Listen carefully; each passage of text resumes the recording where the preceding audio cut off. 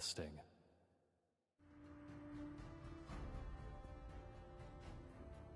Welcome, ladies and gentlemen, to the semifinals of this MCCS Season 4. And we are on to the first matchup tonight, which is going to be between Til Valhalla and Elpida. And we can already see the drafting phase is going on. And if we look at Team Elpida, they have banned out that Gatot Kacha as well as that Ixborg and Julian. And if we look at Til Valhalla, they have banned out that Minsitar, Alpha, and Suyu already. So if we currently talk about their banning system, we can already see the meta heroes getting that focus in the banning phase. And if we look at the picks at this point, till Valhalla had the first pick and they went in for the Sicilian. That is their most comfortable hero, and in the late game Sicilian proves to be a devastating hero, and we have all seen that throughout this tournament.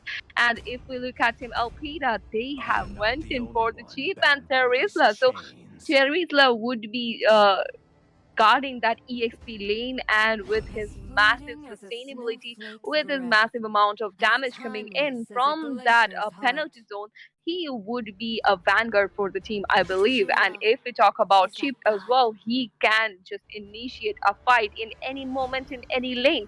And if we look at Til Valhalla, they have went in for the Phobius as well as that Granger. So I believe Granger would be going in as the marksman, and Phobius would be going in against that Terizla. So this is gonna be an interesting fight in the EXP lane, because we can see that Phobius can deal a lot of damage with his ultimate as well as his second skill. And to deal with that, Terizla is so sustainable, so tanky, that he can just take out all those damages for a long time. And to cope up with that Phobius's damage, they have went in for that Aurora from the side of Team Alpida. So already their team is looking very tanky, as well as they have CC in their team as well. So it is gonna be a bit problematic for Til Valhalla if they do not counter that with a mage that can actually counter out that Aurora. And if we look at the bans at this phase,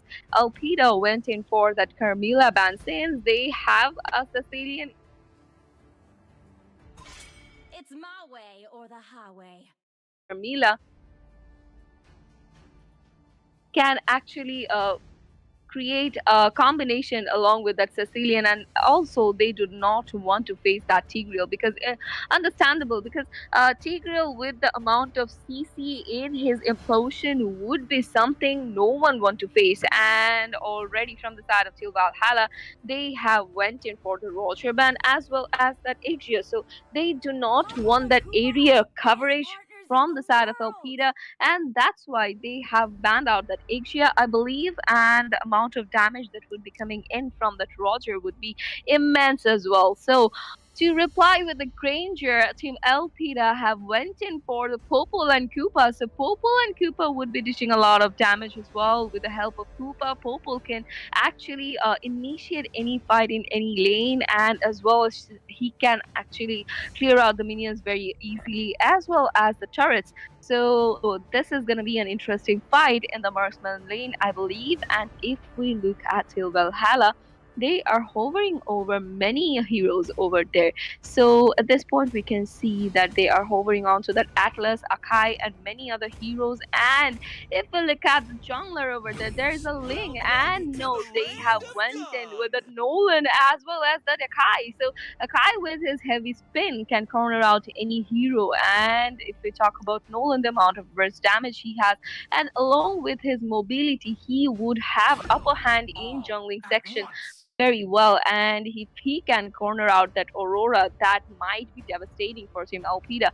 And if we talk about Aurora versus Sicilian over there, Aurora can use her ultimate in a good range, and that can cover actually a good range. So that could be a problem for the players of Til Valhalla. But if we talk about Sicilian in the late game period, the amount of damage that would be coming out from his ultimate as well as his second skill would be a menace, I believe. And to cover up that, they have a Saber in the team from the side of Team Elpida. So this is gonna be be very interesting if you ask me. And in the casting deck, I'm here with you, Prerona. So for now, I would be carrying you to the Land of Dawn. And before that, if we just revise the lineups over there, Till Valhalla has a bit of crowd control in their team, as well as there is a saver. So we might be seeing some sneaky attacks onto the Sicilian.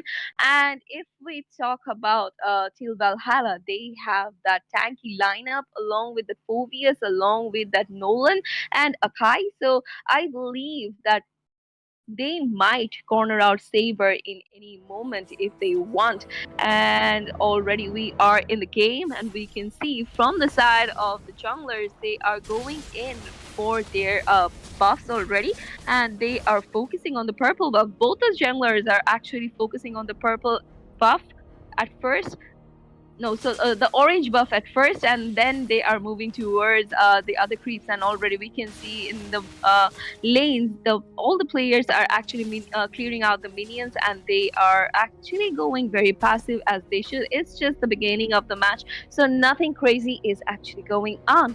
And if you look at the top lane area, the lane where I'm actually very interested to see the fights, because there is a Terizla, and in this tournament, this is going to be the first match we would be spectating a Terizla game. I'm very excited. And if we look at the mid lane area, we can see that Aurora is having an upper hand in clearing out the minions. So let's see if she is able to do that for long.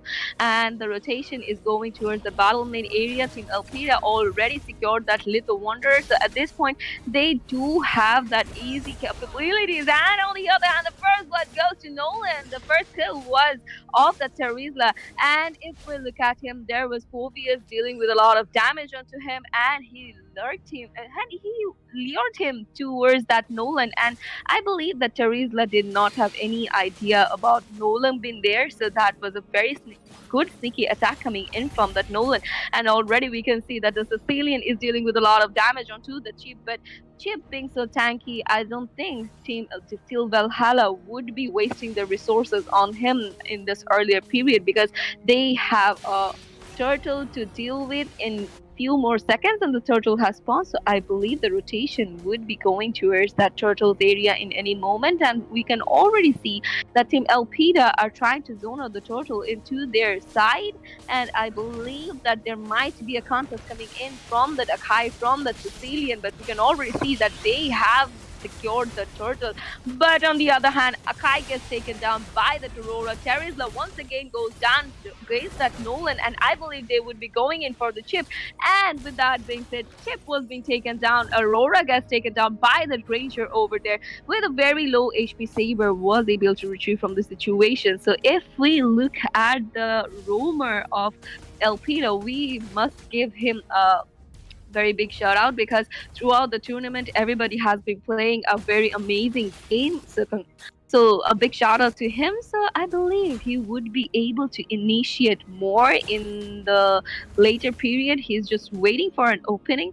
He is waiting for the follow up of his teammates, I believe. So let's see how he actually deals with it. And if we look at the EXP lane already, we can see that Terizla is having a fun time to deal with that Phobius, but he has to be very careful about the Nolan there, because we can already see Nolan is trying to rotate towards him. And if we look at the EXP lane, Nolan was trying to burst out that Terizla over there, but just because of the turret, he was able to survive somehow. But the Chip comes in to save that Terizla over there. Along with that, the full team rotates, and Phobius was being taken down. So that was an amazing initiation coming out from everybody, and he did an absolutely amazing job with his ultimate over there. And the rotation actually worked out in their favor, and they are able to secure some of the gold from the turret in the top lane tier 3. But Akai is there. I believe he might want to save that Sicilian from the initiation coming in from the side of Team Elpida. Tab is being used by the Takai, and Aurora gets taken down, but in the process, Sicilian was being taken down as well. And with a very low HP, we can see Saber is trying to sustain, but he would be taken down by the Phobius. So at this point, even though there was an absolutely amazing initiation coming out from that everybody, but the players of Team Elpida were not able to take the full advantage of that, because they were caught off guard. And with that being said, the next turtle has spawned already, so I believe another fight might break out around this turtle area. And if we look at the EXP lane, the most interesting fight is actually going on around that EXP lane area, and Nolan was able to secure this turtle for the side of Team Valhalla. Another fight has broken down, and we can see that the Nolan has retreated with a very low HP over there. But in the process, we can see that Saber tried to initiate onto that Sicilian, but he gets taken out by him instead. So if we look at the gold at this point, we can see Team Elpida have secured 13k gold already, whereas Team Valhalla is actually leading in gold by 2.5k. So at this point, we can already see the snowballing is acting up on the side of Team Valhalla. So this might be a trouble for Team Elpida.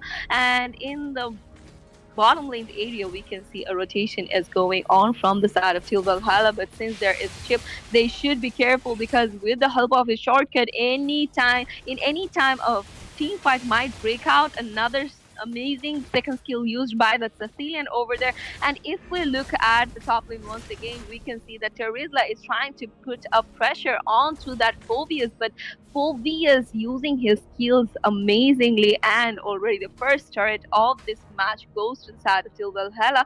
They were able to secure the tier 3 of the bottom lane area, and we can already see that there is a competition going around that Little Wanderer. So this would be Aurora securing that Little Wanderer with the help of her skill, and already we can see that Phobius retreated from the situation, and Terizla is taking the full advantage of that, but he is unaware that the rotation is going towards him in the top lane area, and he has to retrieve from there because in that place there is Nolan, there is Granger, and Sicilian, so they have to be very careful about that rotation. But in the meanwhile, the bottom lane gets taken out by the Popol over there. Another initiation coming in from the chip, and heavy being used by Akai. He is still sustaining, and Saber will be taken down. Phobius gets taken down by the chip over there. A lot of things are going on around here, and we can already see Nolan take the advantage of this, and triple kill secured by him, and he is still surviving. At this point, Akai would be taken down by the Teresa over there, and we can already see that Nolan and Sicilian are trying their best to secure the kill of the Teresa over there, and Granger takes the full advantage, and he was able to take him down. So it was a 3-man wipeout in this particular period, and Nolan was able to secure the total for the team. So at this point, we can already see that they are leading in gold by 4k. So this is not looking quite good for Elpida, even though we had seen amazing initiations from the chief, but his teammates were not able to take the advantage of it. And in the meanwhile, Nolan takes the tier 3 of the top lane area, and they were trying to chase off that Saber, I believe. And Phobius did an amazing job zoning out players while Nolan was securing that turret. So the team fight is looking quite good from the side of Team Valhalla, but Team Elpida still have the openings, still might have the openings, and they still have the chance of coming back to this match already, because it is just 8 minutes going on, and both the teams are looking quite decent at this period because nothing crazy has happened yet. We had seen decent amount of competition from both the teams, so I believe in the next Lord fight it might be the deciding play where actually we would be a bit sure about the things going around this whole map, and the rotation is going towards the top lane area where the Terizla was trying to clear out the minions. But if we look at the bottom lane, this marksman, that is the Granger, is more focused on the team fight. So Popol is taking the full advantage of this, and he might just take in the tier 2 of the bottom lane's area. So that might be problematic for the team till Valhalla. And if we talk about Terizla, he is just zoning out the players towards him. So that is working in the favor of Elpida, I would say. And sensing that the rotation might come to him, Popol was able to retreat in a perfect timing, and the Lord would be spawning in less than 3 seconds. So I believe another fight might break out around the Lord's area, and we can already see that Aurora dealt with a lot of damage, so she has to retreat back to her base, and I believe she would be a bit late in the Lord fight. But in the meanwhile, we can see that Chip is trying to initiate onto that Nolan. Nolan gets taken down by the Popol. Amazing use of that ultimate from the Chip. bat fist used by the Sicilian over there is dealing a lot of damage onto the players of Alpida, and we can already see the killing spree was secured by the Granger over there. Two players are down from the side of Team Alpida as well as Team Valhalla, so that was an equalizer, I would say. And Saber is still standing on his feet. He is not aware that Granger is there, and Popol gets taken down by him. So it is 3 men down from Alpida. So they might want to play it safer, and we can see that they're trying to chase off that Terizla over there. But Terizla, being so tanky, he was able to sustain in the situation. So the Lord remains untouched. So we would have to wait for another 10 to 20 seconds to see if anyone actually commits onto that Lord.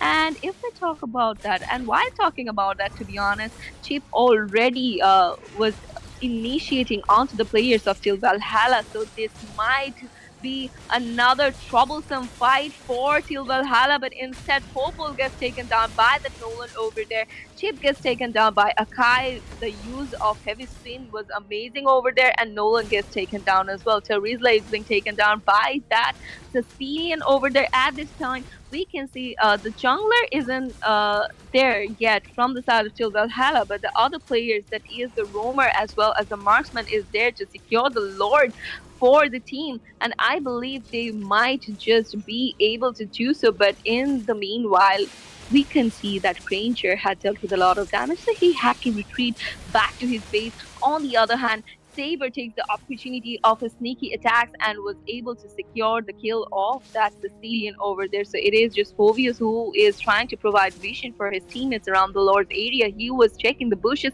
He is just trying to spot the enemies over there, and he was able to spot Chip and Aurora because no one was actually hiding in the bush. So that wasn't that much of troublesome thing to find out. But if we look at Chip, he is trying to take a position where he might initiate another sneaky attack where he would use his ultimate and summon his all teammates, and that might cause trouble for Teal Valhalla. But in the meanwhile, we can see that they are trying to peek onto the Teresa. Nolan gets taken down, but Teresa would be taken down as well with a lot of damage from Aurora. That Saber had to retreat. The Fovius is still standing there, and he is providing damage along with that Sicilian's damage. We can already see that Saber gets taken down by Granger over there. So both of the junglers are down from both the sides. So the Lord remains untouched, and they would be retreating back to their base. Till Valhalla did an amazing job there, but they dealt with a lot of damage as well. So they had to retreat, and I believe they would be waiting more to secure that Lord, and they would be waiting for their junglers, to be honest, to get an opportunity to secure that Lord. And in the meanwhile, they are focused on securing the mid lane tier 3 because that might give them a better opportunity in the team fights as well as in rotation. And they have already committed on to that Lord, but we have to be careful about the Chief's ultimate over there. Chief used his ultimate very perfectly over there. Nolan gets taken down by that Saber, and the 4 men down, a wipeout, a complete wipeout coming in from the side of Elpida, and they were able to secure the Lord as well. So things are looking quiet on the side of Team Elpida. So that was an amazing comeback from them. The ultimate from the Chip was the turning point for them, and they go in for the inhibitor, and we can already see that they are almost around the base area. The players from the side of Til Valhalla are not yet reincarnating, and that was a base lock, and they won the first round of the series. So congratulations to Team Elpida. That was a hell of a match, to be honest, and we have to give shout out to that Chip, to be honest, because all his ultimate proves to be very fatal for Teal Valhalla. So since this is gonna be a few more matches in this round, in this match, few more rounds in this match, sorry, and we still have to see if Teal Valhalla are able to make a comeback in this match. So before that, we would be taking a very short break.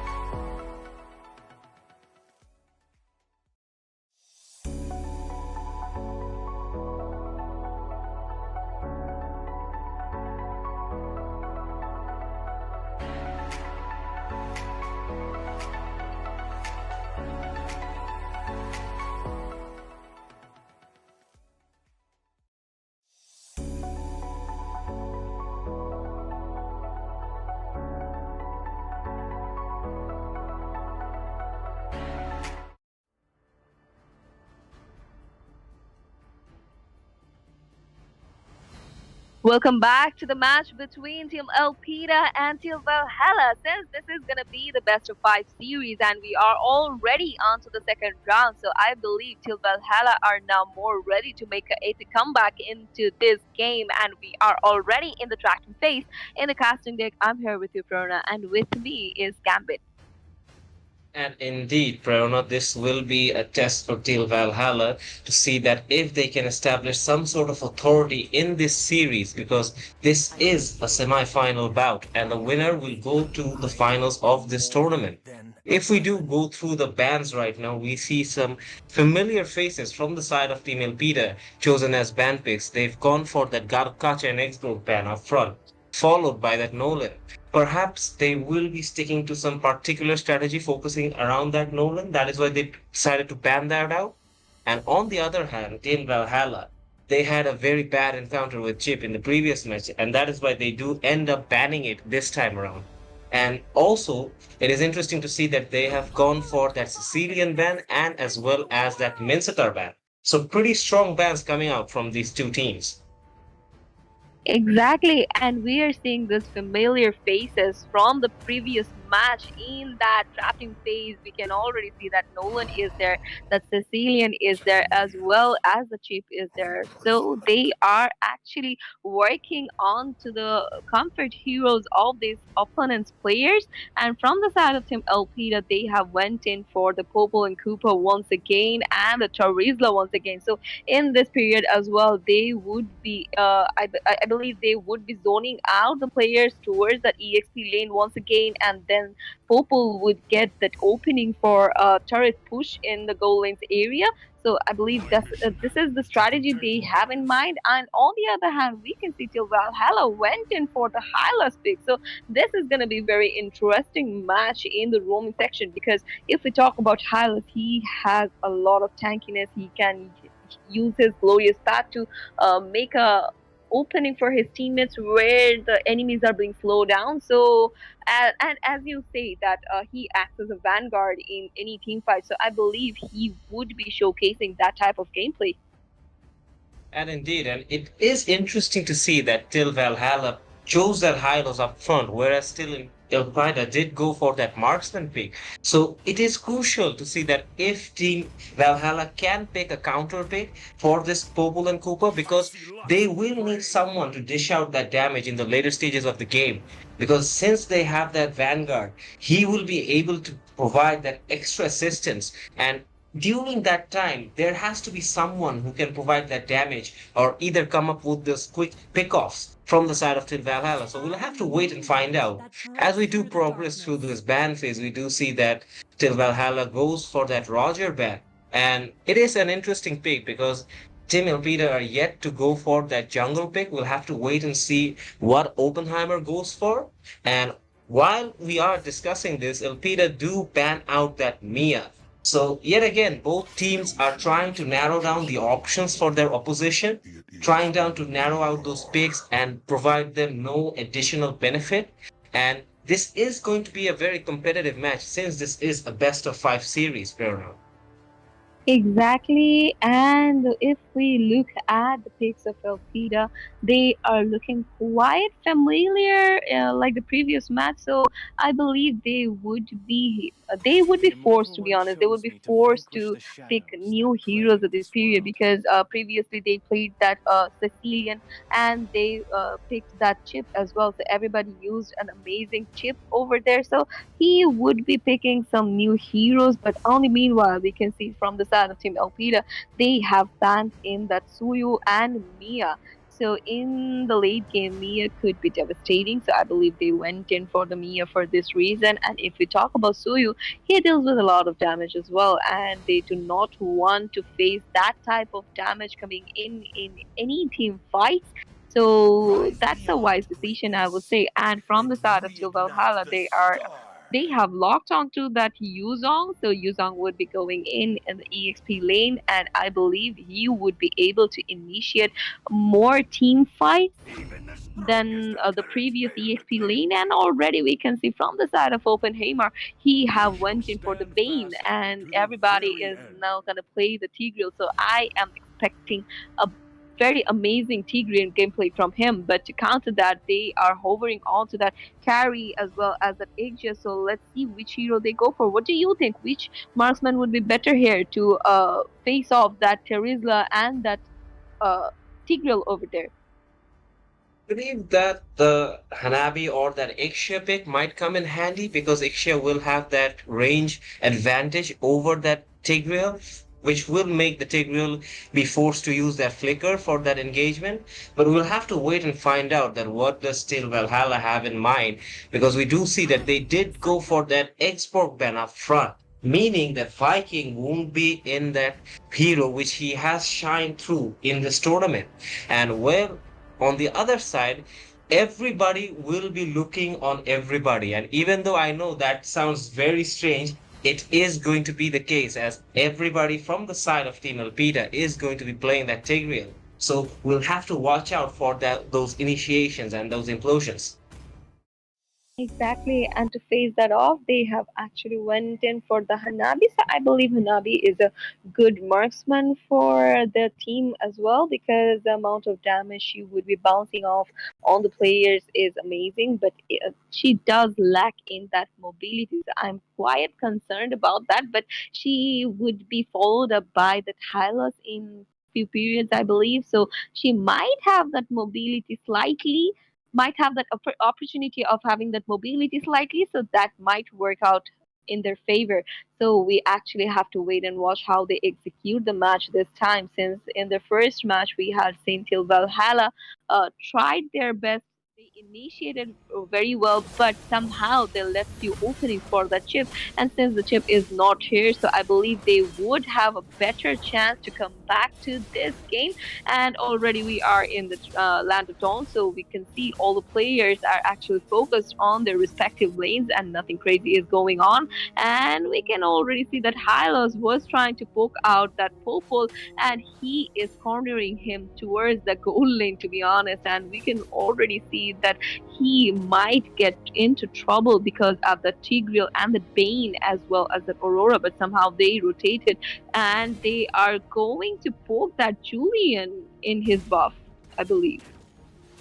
And indeed, Prerna, because this is going to be a game of those proactive roamers, because the Tigreal and the Hylos both are very capable roamers in their own regards. One having that initiation advantage, while the other has that crowd control capacity. So it is going to be interesting to see how these teams initiate into these team fights.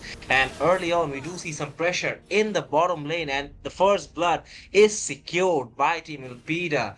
And yet Viking does fall out early this time around, does get caught, but yet again it just shows that aggressiveness that Oppenheimer possesses no matter what hero he takes. And this is going to be an interesting fight between these offlaners as well, because I did mention earlier, Viking has been one of those star performers throughout this tournament. So the pressure will be on him to deliver for those team fight initiations on his side. And on the other hand, we'll have to keep a close eye on that Tigreal and on Oppenheimer as well, because he has been one of the finest junglers in this tournament, Prerna. Exactly, and we had seen the first bug coming in from the side of Team Elpida. That was the kill of the Yuzong over there, and the turtle has spawned. So I believe that another fight might break out in any moment, and we can already see there was an amazing initiation coming in from that Tigreal along with that Bane over there. So they lost their roamer before the turtle fight. So I believe this might give Elpida the upper hand they were looking for. But in the meanwhile, we are not seeing anyone from the side of Team Elpida trying to commit onto the turtles. I believe they have something in their mind, something different in their mind, because I believe they might go in for the Hylos once again and that Valentina as well. Probably they are actually looking out for the Julian. They do not want to face him off there because the retribution from the Julian could be devastating for them. And we can already see that Julian was trying to initiate, but Bane was able to secure the turtles. And on the meanwhile, you can see the fight is still going on. Hylos was being taken down. Yuzong was able to secure the kill of the Bane over there. But before getting down, he was able to secure the turtle for his team. So at this point, Team Elpida have an upper hand for a bit. And if I look at the goal difference, Elpida are now leading in gold by almost 1k. So if this actually goes on like this, the snowball might start acting up in their favor. And yes, indeed, although Oppenheimer did go down in that fight, but as I said, he has been one of those players who has successfully shown his prowess in that jungle. Yet again, he secures that objective for his team. And it will be interesting to see that the fight between these two junglers, Venom and Oppenheimer, how these fight actually shapes up for these two teams. And in the meantime, we do see that Hylos was caught up by Oppenheimer once again. He manages to go to 3 early kills within 5 minutes of this game. So it can be said that Team Elpida, they have a strong mentality and a strong approach for this game already as we're approaching the 5 minute mark. Exactly, and we can see the initiation is coming in from the side of Valhalla, but they are not still getting that opening for their team, and this might be problematic for them. And in all the rotations, we can see Team Elpida are somehow able to get the upper hand for them, and this is looking very this is not looking very good for Til Valhalla, to be honest. And the rotation is going towards the top lane area, and we can already see that Terizla is being taken down by the Julian in the bottom lane. But in the meanwhile, if you look at the top lane area, those two players are very low, and Tigreal was able to secure the kill of the Hylas over there. And Nabi gets taken down as well. So this is gonna be a very easy turret for the Popo, and the turtle has spawned already. So I believe they might get the turtle without any contest over there. But Tigreal is still trying to chase off that Valentina from the bush. And yes, as I was saying, that this is going to be a very easy total for them. Even though that Hylos was trying to get into the bush area, but he was not able to do so. The rotation is going towards the mid lane from the side of that Aurora and that Tigreal. So I believe another fight might break out in any moment, and we can already see that Tigreal was able to initiate that fight, and three kills were being taken from this particular fight. Aurora gets taken down, but Yuzong will be taken down as well. But if we look at that, Julian, he is cornered and he would be taken down as well. And indeed, it is not a good sign for the side of Til Valhalla as they're losing members left, right, and center. I'm a bit concerned about this Hylos because he has already given out 5 kills. So it is being a case that he's getting caught out every single time during these initiations, not being able to create room for himself or for his team. On the other hand, this Bane has been on top performance so far. So it is that early snowball that we're talking about from the side of Team Elpida, and they yet again secure 2 kills. This Terizla is on fire while the mega kill is being secured by that Bane once again on that Hylos. He is really having a very difficult time in this game so far. And as things stand out, till Valhalla, they are crashing down very quickly. So they need to come up with a recovery plan, and they'll have to come up with it as soon as possible, Bruno. Exactly, and if we look at the current situation, till Valhalla we're already able to secure four of the turrets, and this is just 7 minutes of the game. So I believe that in the later period they might have this upper hand because of the objective securing thing. And if we look at the overall situation, it is not looking quite crazy because all of the players are actually waiting for the next turtle to spawn, and already glorious path used by the Talos over there.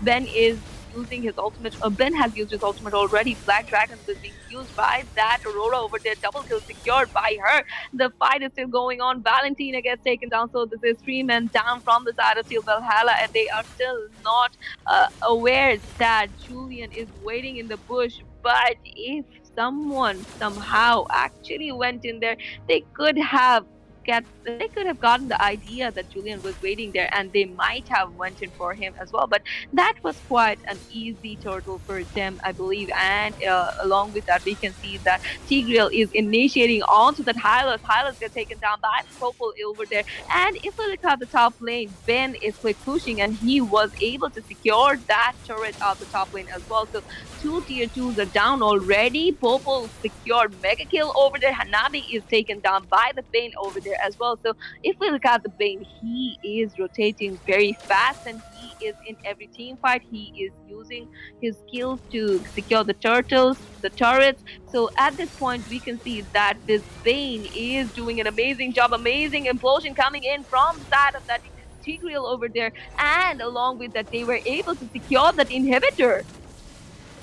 And just like that, Team Elpida are continuing with this landslide through the base of Team Tel Valhalla. They've already reached towards that main turret, and yet again, as I've been saying, that Viking has been having a hard time getting a foothold in this match, and so has that Hylos. So it is very surprising to see that both these heroes that are actually very good picks in the current meta, they're struggling so much, and it just shows that how synchronized of a gameplay Team Elpida are displaying right here. And although they did manage to drive Team Elpida out of their base, still Valhalla have lost two inhibitors. So this will be problematic for them. If we go through the itemizations, we do see that the damage is coming out from that Aurora who has that Sky Piercer, and as well as that Popul who has that Blade of Despair got up already. So it will be interesting to see that if they can go through this onslaught. But right now, it does seem very dismal for the side of Team Valhalla as Team Elpida start with this lore. Exactly, and we can already see that Tigreal is getting cornered over there, but in the meanwhile, he was able to zone out the players of Team Valhalla. First Lord goes to the side of Team Elpida. The fight has breaking down once again, and we can see that they used the zone already, and Yuzong was forced to use his Black Dragon form, and he was able to retreat with that. So they just lost everybody over there, but that sacrifice from that everybody was very worth it, and along with that, the Lord would be marching from the mid lane area, and since there is no inhibitor, they have to face that super minion pressure as well. So this thing's looking quite good for Til Valhalla, because if you look at Bane, he is probably trying to do a split push in the bottom lane, and he might be able to take that inhibitor all by himself. But in the meanwhile, we can see that in the mid lane area, a fight has broken down. Aurora's passive popped out. Nabi was being taken down. Aurora used her ultimate again, and we can see Aurora finally gets taken down by the Valentina, but triple kill secured by the Bane over there. The Lord is still there. They are trying to lock onto the base, and they have locked onto the base. So the base was being destroyed by Team Elpida once again. So congratulations to them for winning this round as well. And indeed, it was a flash flood round from the side of Team Elpida who do win this round and takes this game to match point. And it is going to get difficult for Team Valhalla to come back with a response because throughout this match, we have seen that Team Elpida, they were all over the place. They did not give enough space and enough room for Team Valhalla to come back with their answer. And we will have to see that if they can come back with an answer in game number three. So until then, we will be shortly back. Stay right there, guys.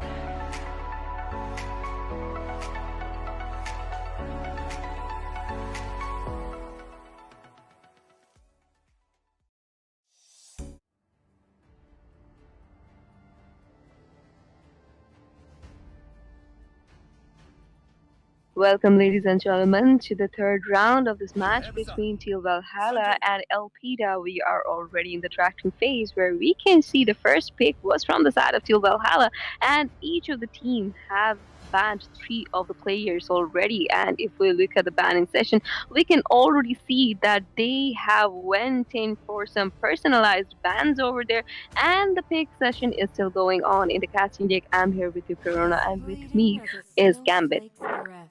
And As indeed, Prerna, time we do see separates that what's this marked. time around there are very interesting faces in the picks. But first, let's go through these bans from the teams because they do stick to those similar faces once again. That Memsiter and Chip finding themselves in the bans from the side of Team Valhalla, followed by that Terizla. On the other hand, Team Elpida, they are still banning out that Exborg, making sure that perhaps Viking can not get that export at all in this game. And also, they go for that note and that gacha ban. So very interesting from the side of Team Elpida. Perhaps a bit of personal bans coming out from them, but Begins. nonetheless, we'll have to wait and see how things shape up. Already six picks are done from these two teams, and we do see that the Sicilian was being picked from the side of Team Valhalla. Viking goes for the Khalid this time around because he could not manage to do something with their Yuzong the previous game. Perhaps this time it will be a different result. Breaks through And the even the darkness. Bane is picked from the side of Team Valhalla. So three very strong picks from their side. And in response, we see that the Hayabusa finally gets an opportunity from the side of Team Elpida, and they also manage to secure that Ruby pick and that Aurora. Exactly, since there would be no Terizla in the EXP lane, so Ruby would be shining. And if we look at the banning phase already, Elpida have banned out that Mia, and we all know how devastating of hero can Mia be in the late game. And if we look at Til Valhalla, they have banned out the Tigreal as well as the Chip, so they are going in with some personalized ban for that everybody. So that actually reduces the amount of roaming options for everybody for this round. And already from the side of Team Alpida, we can see they have banned out that Akai, so they do not want to face that heavy spin once again from this team. And this time the last ban would be coming in from Still Valhalla, so we have to wait to see The what Hellborn they Kumar, actually the go best for. And fighters in as the expected, they world. went in for the Popol. In the previous Undefeated. two rounds, Popol was absolute menace for them, so they do not want to keep that thing open as their opponent. And with that being said, Lolita gets picked from the side of Team Elpida, so everybody would be showcasing Lolita gameplay at this period. So uh, I believe that they might go in for the Hanabi pick if they do not pick that Beatrix. And indeed, everybody has eyes on everybody. And that has been the case in this series between Team Time Peter and and tide, Valhalla, for no because one he is has been normal. there every single time in the initiations, in the chases, and even in the team fights. So it is going to be crucial to see how this Lolita comes up into play. And as you did mention, Perna, perhaps this lineup will favor Oppenheimer to go for that Nabi, and indeed he does go so. And on the other hand, we do see that Hylos coming up once again from the side of Team Valhalla. The previous match, the Hylos could not actually focus that much around because he was getting bullied and getting picked up continuously from that Elpida lineup. But this time around, perhaps it will be a different result. And to back that Hylos up, there is the Beatrix. So it is going to be interesting to see how the game plan actually changes for Team Valhalla, because this is match point in this series right now. There is no turning back for Team Valhalla. So if they can't make this round count, this will be that last round for them in this tournament. Exactly, and they would be taking a leave from this tournament, and then Elpida might go in for that grand finale. So I believe Team Valhalla would not keep that gate open for Team Elpida. And with that being said, we are already in the Land of Dawn, and we can see the players are actually helping out the junglers. And if we look at Khalid over there, he is there to poke out that Ruby, and I believe he must retreat from there because Ruby might cause a bit of trouble for him in the top lane area. And if we look at the mid lane as well, Hylos was trying to poke out that Aurora over there, but Aurora was not Aurora did not face that of trouble, to be honest. And if we look at the Ruby, I guess he's AFK because he is taking damage from the minions, or he might just be taunting the players of Teal Valhalla over there. The first blood goes to that Hayabusa. Khalid get taken out, and in the meanwhile, we can see in the mid lane they are trying to clear the players of Teal Valhalla, and they are now finally rotating towards the Beatrix where the Hanabi was facing him off, and already we can see that they are trying to push him up. But yeah, finally, Beatrix sensed that there might be a trouble. There might be initiation coming onto her, and she was able to retrieve from the situation. But in the meanwhile, we can see Hylos is there to back him up. But the players of Elpida are there.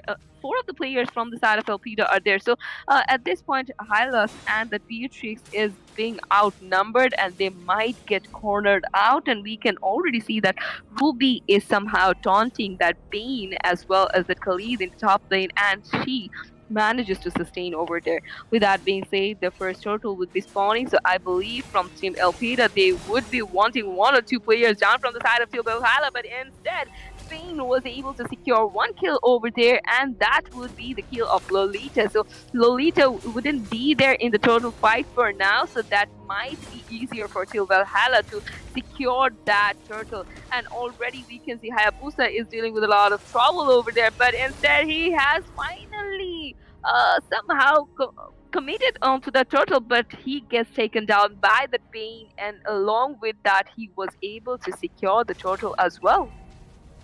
And indeed, and this time around, Oppenheimer is not in the jungle, so it is going to be all eyes on dead. As he did try his best to get that objective, but Bane, for the side of Till Valhalla, was able to not only get that kill but secured that objective as well. And Oppenheimer gets taken down by the Sicilian in the bottom lane. And it does seem that Till Valhalla, perhaps they have taken notes from that previous game, and they now have made the changes that is necessary for them to make an establishment in this series. Can they make a comeback here, Prerna?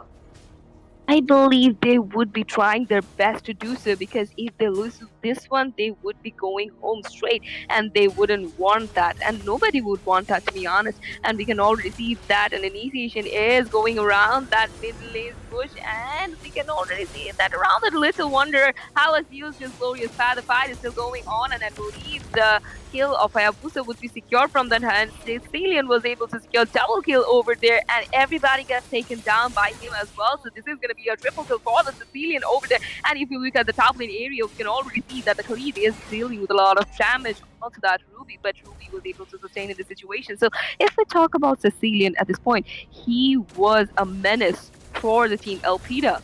And this is just the early game. So And imagine in, what would happen in the late game.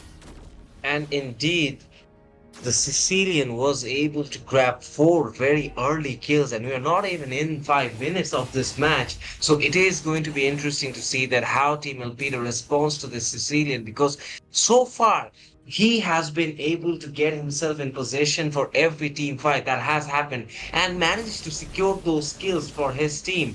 As the turtle spawns in the bottom hand side of this map, Team Elpida are really under pump for this turtle. Can they secure that objective? Hayabusa will be under pressure once again as Team Valhalla have a good positioning in this turtle. Once again getting that turtle objective, and Hayabusa yet again falls down in this initiation, and so does that Lolita.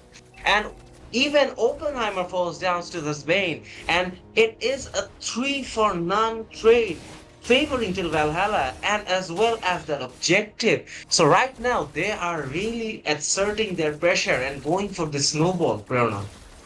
Exactly, and if you look at the goal, they are already leading in 5K goals. So this is a big advantage for them, and they are going in for the mid lanes tier 3 as well. And if you look at the EXP lane, both the EXP laners are actually having their sweet time over there, poking each other around, and nothing crazy is going on around that area, to be honest.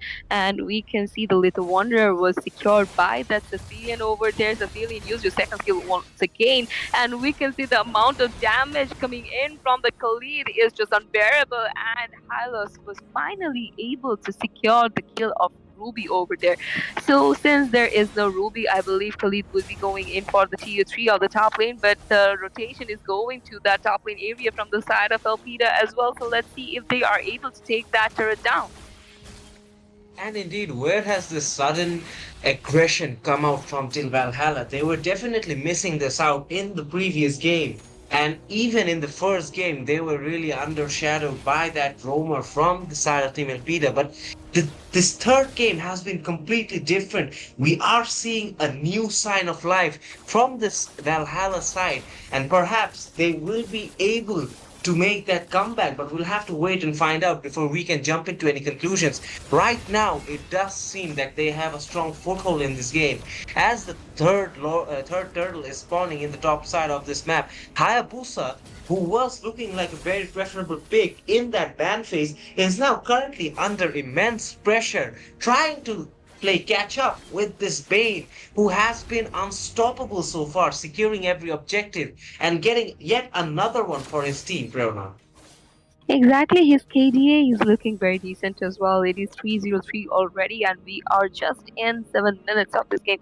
So I believe he would be a menace for Team Elpida in the later period. And as we were talking about epic comebacks, they are actually showing us signs of that. And glorious bad news once again, Bane used his ultimate as well, and we can already see he was able to secure one kill from that, along with the turret. And the amount of damage coming in from the Sicilian is huge at this point, and one basic attack would be just enough to kill that player. And yes, he was able to secure the kill of the player as well. So at this point, we are seeing a team new Valhalla, as you were saying, Gambit.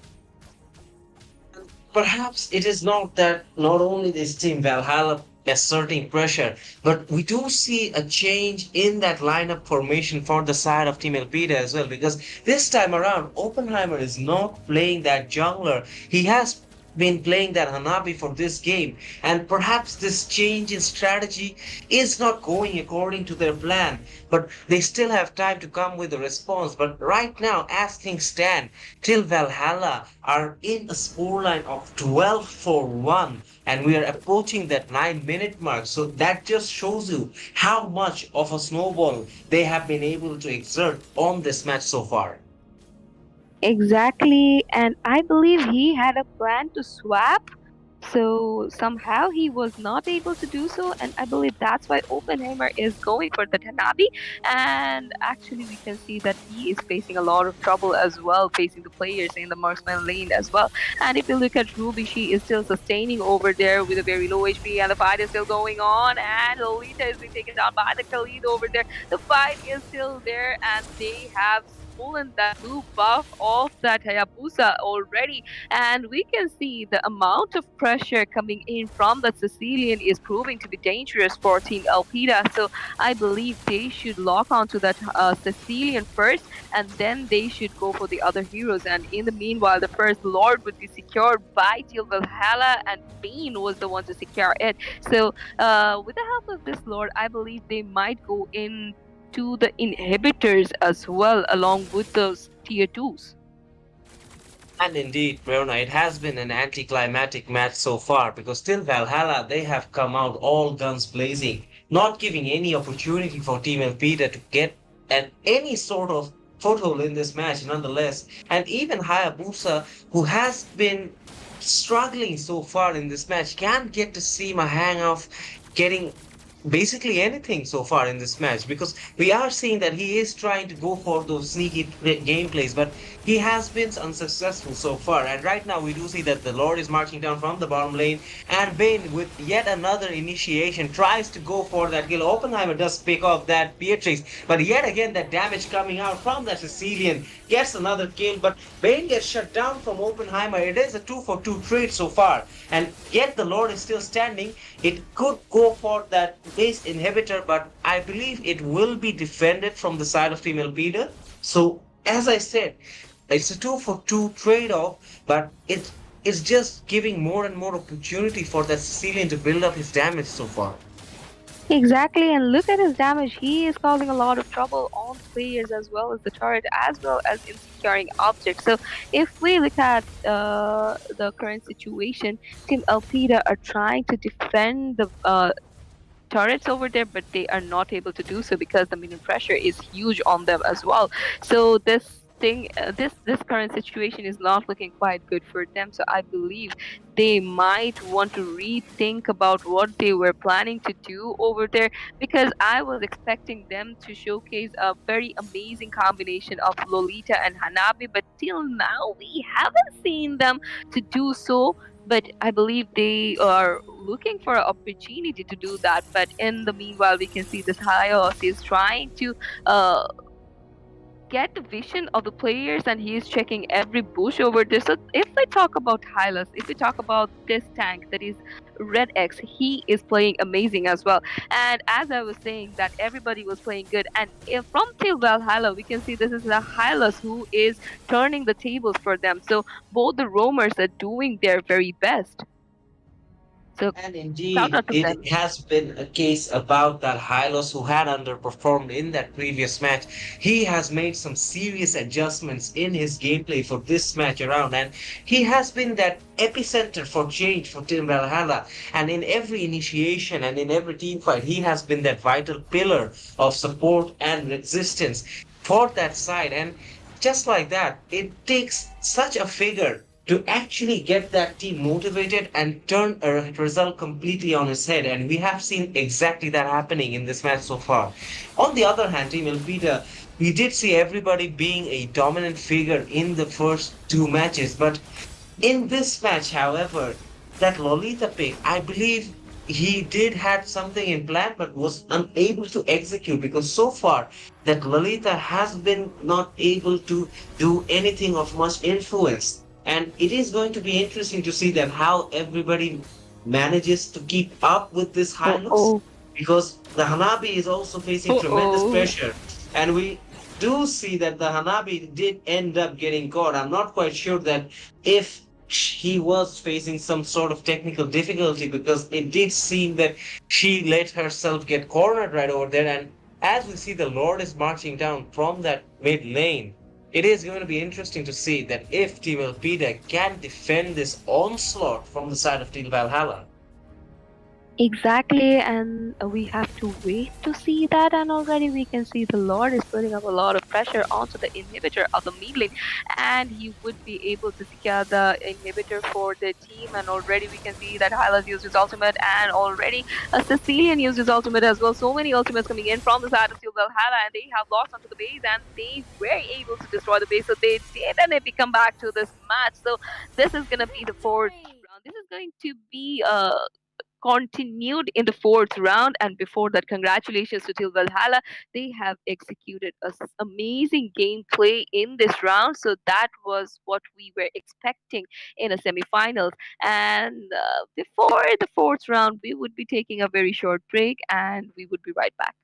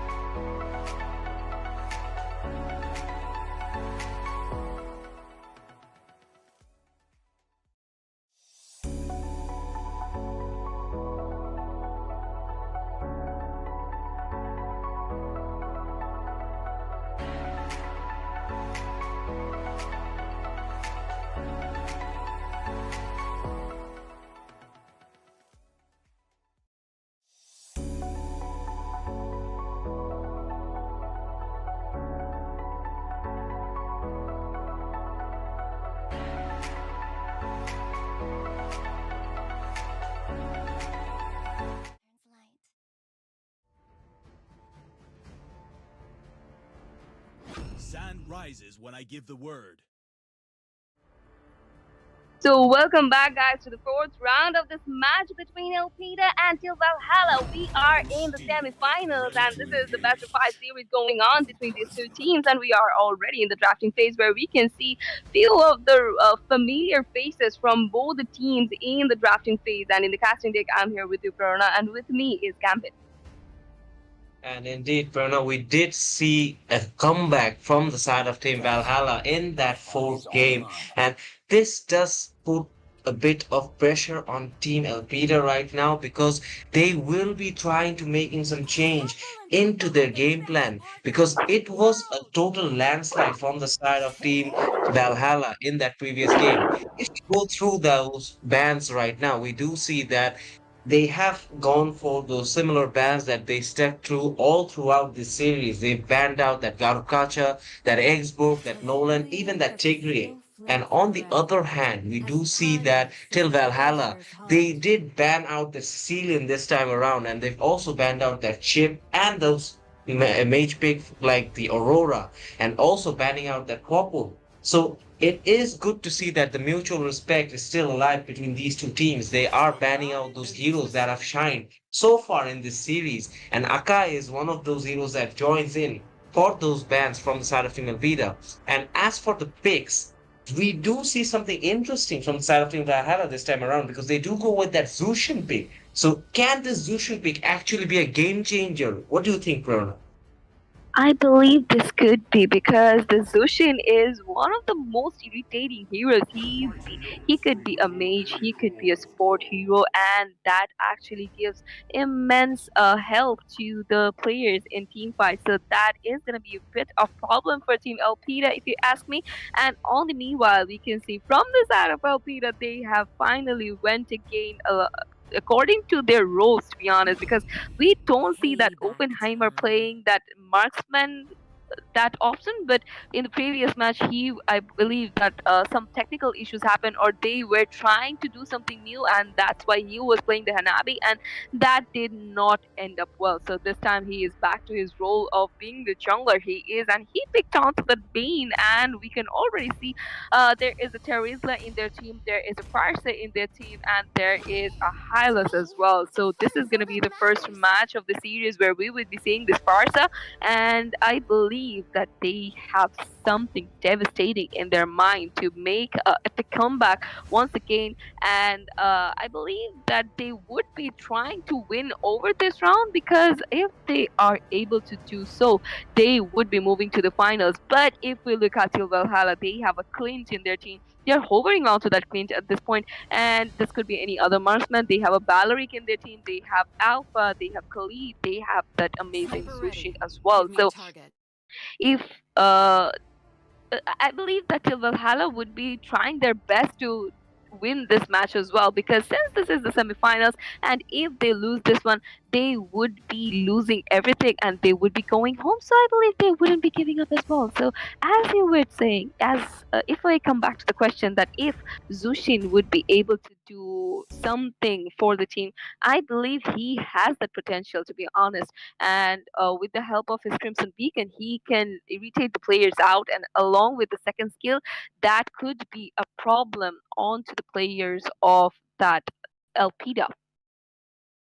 And indeed, as I do like to state it every now and then, that disruption, destruction, this Zushin is one of those picks to really watch out for. So we'll have to wait and see how till Valhalla utilizes this hero.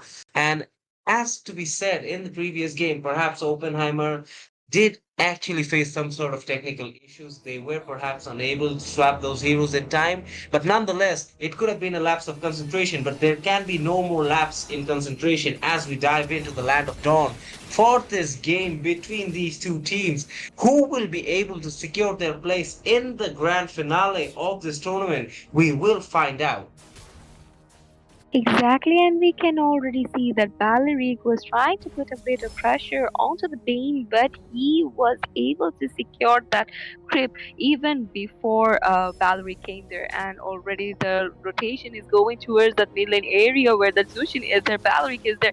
But to face them off, we can already see the Bane is there, Farsa is trying to do something as well, and as well as Hylas is there. So Hylas forced them to retreat back to the base, because we could see how much of damage this roamer was dealing onto the Baleric. So that was immense, if you ask me. And the rotation is going towards the top lane area, where we can see Hylas is taking a position where he can make a gank over there. And we can see that he was trying to pull that Alpha, but instead Alpha was able to deal a bit of damage onto him. But if we look at the bottom lane, Khalid is having his sweet time facing off that Terizla. So this match is going to be very electrifying one, because no one would be actually up for giving up this one.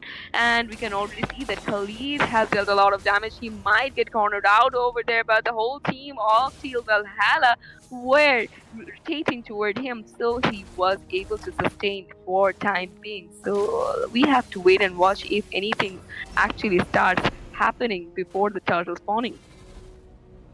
And indeed, it is going to be a test for the side of Til Valhalla to see if they can contest. Since Oppenheimer is back in the jungle, it is going to be pressure on Venom to see if he can secure this turtle. Right now, both teams are trying their best to grab hold of this objective, and it does seem that Alpha is in a position of comfort, and he does manage to secure that turtle for the side of Til Valhalla.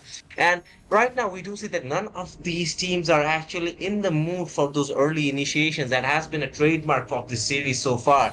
So perhaps they are taking their sweet time, getting a bit hold of those items, perhaps building up that damage a bit more for those team fights. And right now, we do see that even in the bot lane, the offlaners are not trying to do anything excessive, while as the roamers are trying to help out their gold laners. So it is interesting to see that how both the teams are rotating and at the same time keeping their gold flow up to neck mark.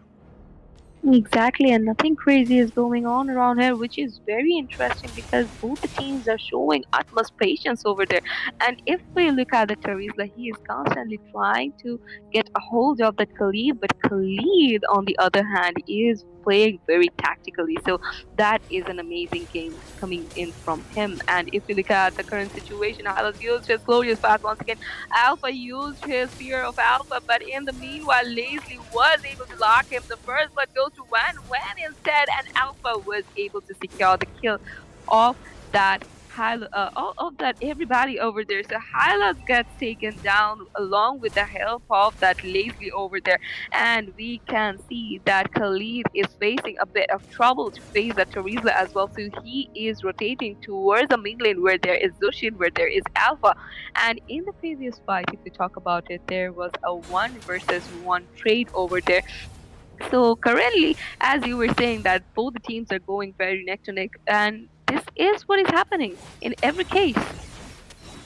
And indeed, we do see an initiation on Mistral in the bottom lane, but he does manage to escape only nearly.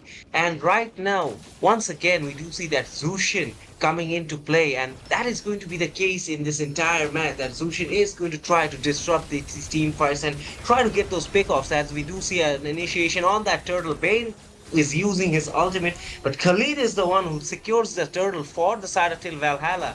And this time around, Alpha does manage to get the pick off of that Terizla. And right now, Till Valhalla, they have gone 2 for 2 in terms of objectives. So it is very interesting to see that even though Oppenheimer, he was having a great match with that jungle pick in the previous matches of the series, he has been on the back foot so far in this match, Prerna. Exactly, and if we look at Khalid, he has that opening to clear out minions and to grab that and to deal a bit of damage onto that tier 3, and he was doing so. And if we look at Farsa, he was trying to use her ultimate in the previous fight, but somehow she was disrupted, and that's why the ultimate did not work out as it was expected. And in the meanwhile, Hylos got taken down by that Alpha, and the Alpha would be shut down by the Bane over there. And still, Valeric is dealing with a lot of damage onto the players of Elpida as well. And on the other hand, we can see that the Lazily was able to lock to that 1-1, even though Bane tried to defend her, but that was in vain. And when Van gets taken down by that Lazily, and to defend the turret this time, Bane was forced to use his ultimate over there, and that was quite successful for time being. And indeed, it is seeming like that Bane is under immense pressure to help his team out.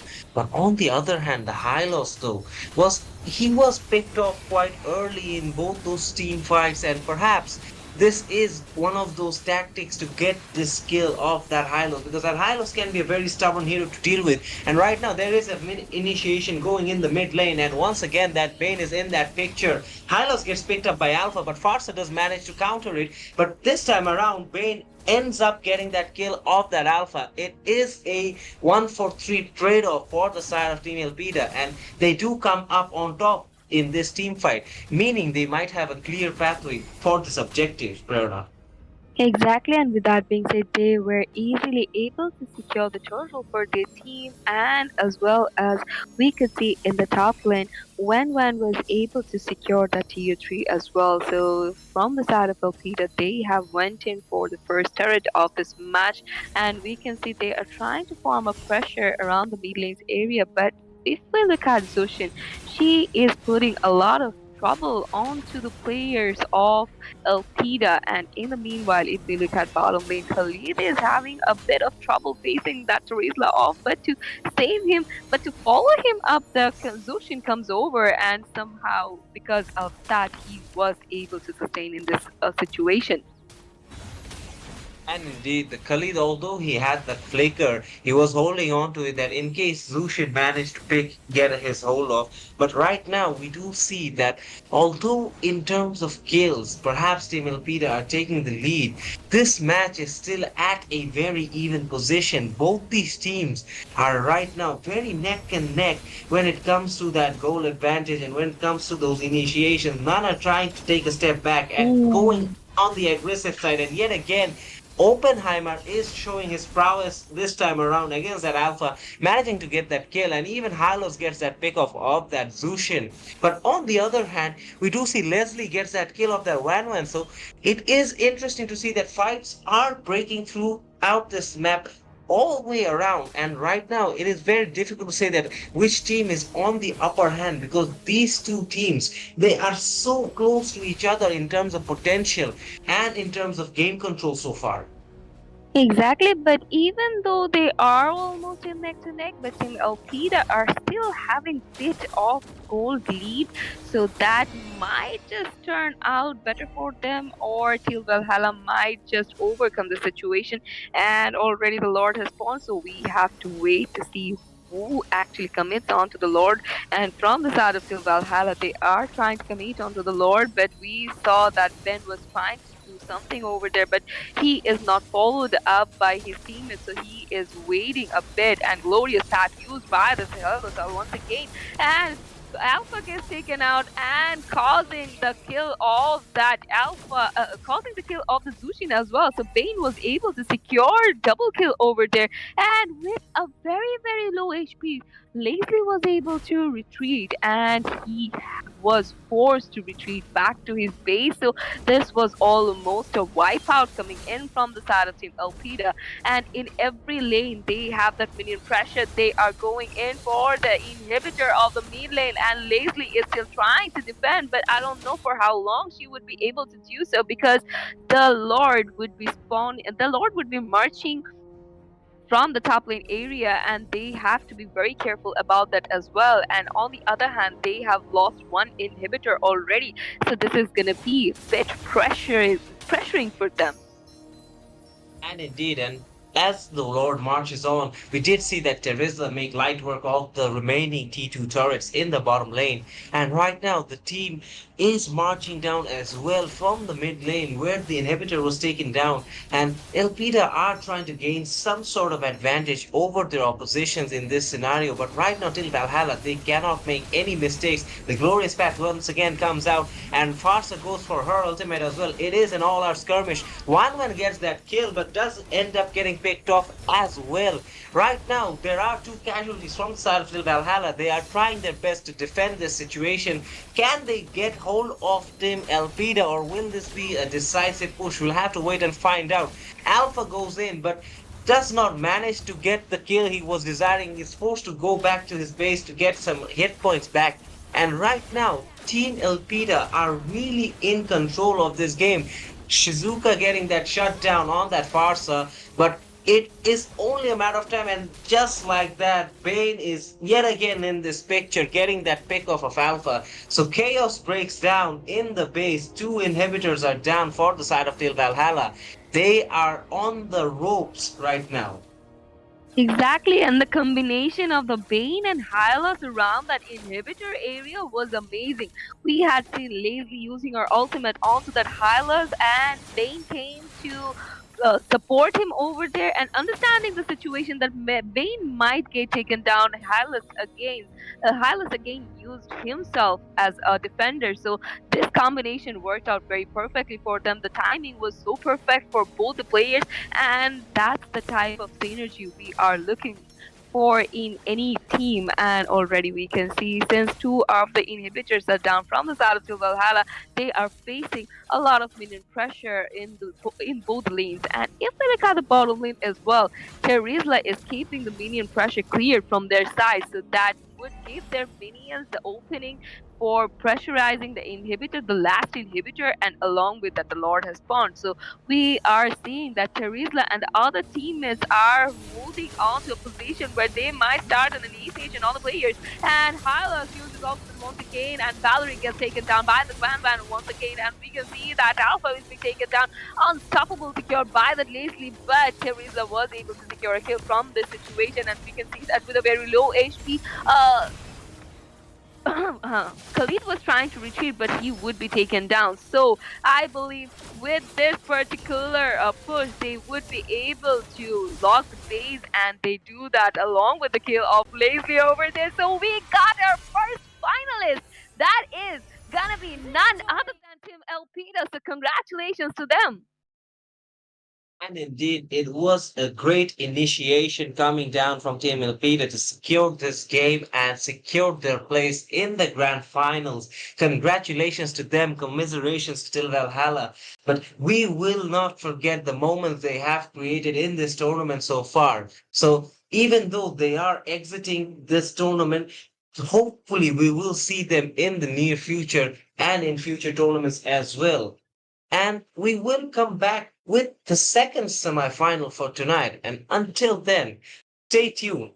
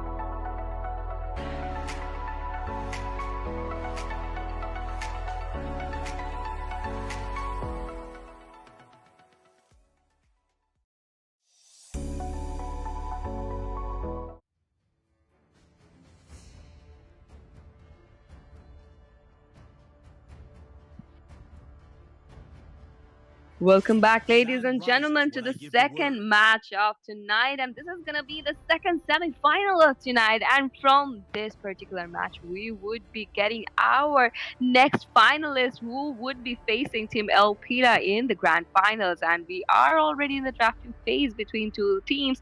That is going to be the Suzuran and Team Kumar. And in the casting deck, I'm here with I you, didn't Prerna, fuel and the with pain. me is Gambit. I harness it. Thank you, Prerna. We do see that the ban phase has already commenced and both teams have selected their first three bans. And it is interesting to see that the chip does find himself yet again being banned from the side of Team Suzuran, who also managed to ban that Insitar and Bane as well. Perhaps these heroes not being able to convince them as lightly taken heroes. And then again, on the other hand, we see Team Kumar sticking to those base core damage type of heroes and banning them out, like that Suyo, like that Khalid.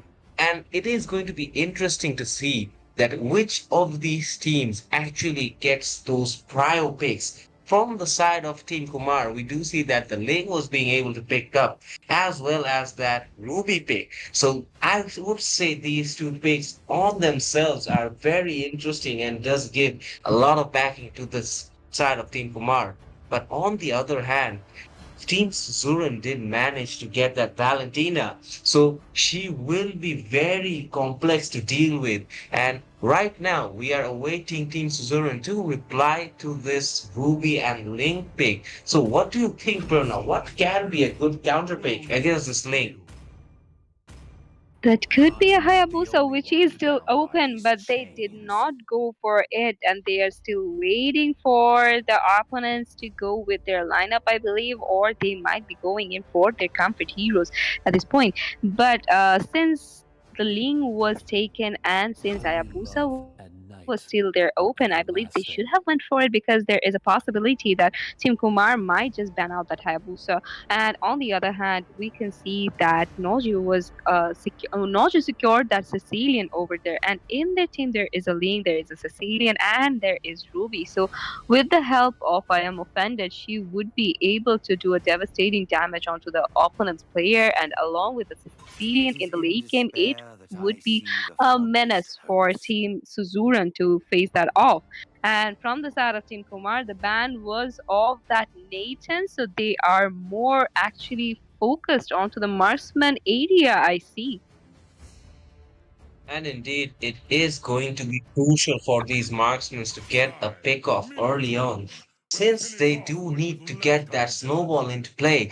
And right now, we do see that the Minotaur was actually banned from the side of Team Suzuran. Perhaps they feel like Team Kumar have shown presence for this hero that's in this tournament. And it is going to be crucial for these teams since there is a God of Gacha in play. We will have to wait and see what does Team Kumar go with for their roam pick, or perhaps they can even Power go is with that Ruby online. roam unless they feel otherwise. But right now, we do see that Alpha finishes up that fifth and final ban for the side of Team Kumar. And Team Suzuran still has one hero to go for. And it seems that they might go for that marksman ban, I believe, to try and nullify those options that Team Kumar has. But we'll have to wait and find out to see exactly what they are thinking because they've already got a very strong lineup in those first three picks, having that Phobius and Garkacha as well as that Valentina in their ranks. Exactly, and Alpha is banned from the side of Team Kumar, so I believe they True have love actually forgotten is like about the blood. Hayabusa. And understanding the situations that Team Kumar still do not have a roamer and they have a Sicilian in their team, they did not want to face that Carmilla, so Team Suzuran banned out that Carmilla. And if we look at their banning phase, there is Minotaur as well, so they have focused on to the roaming lane, and there is Minsitar and Chip and Bane as well. And as I was saying, that they have focused onto that My roaming sector. mission There is to a protect cheap ban as lives. well, but they have forgotten about that Halos and taking the advantage of that. Team Kumar have secured that Halos over there, and this team looks already very heavy for Team Suzuran, don't you think? And indeed, that Hylos does bring that extra element of sustainability for that side of Team Kumar.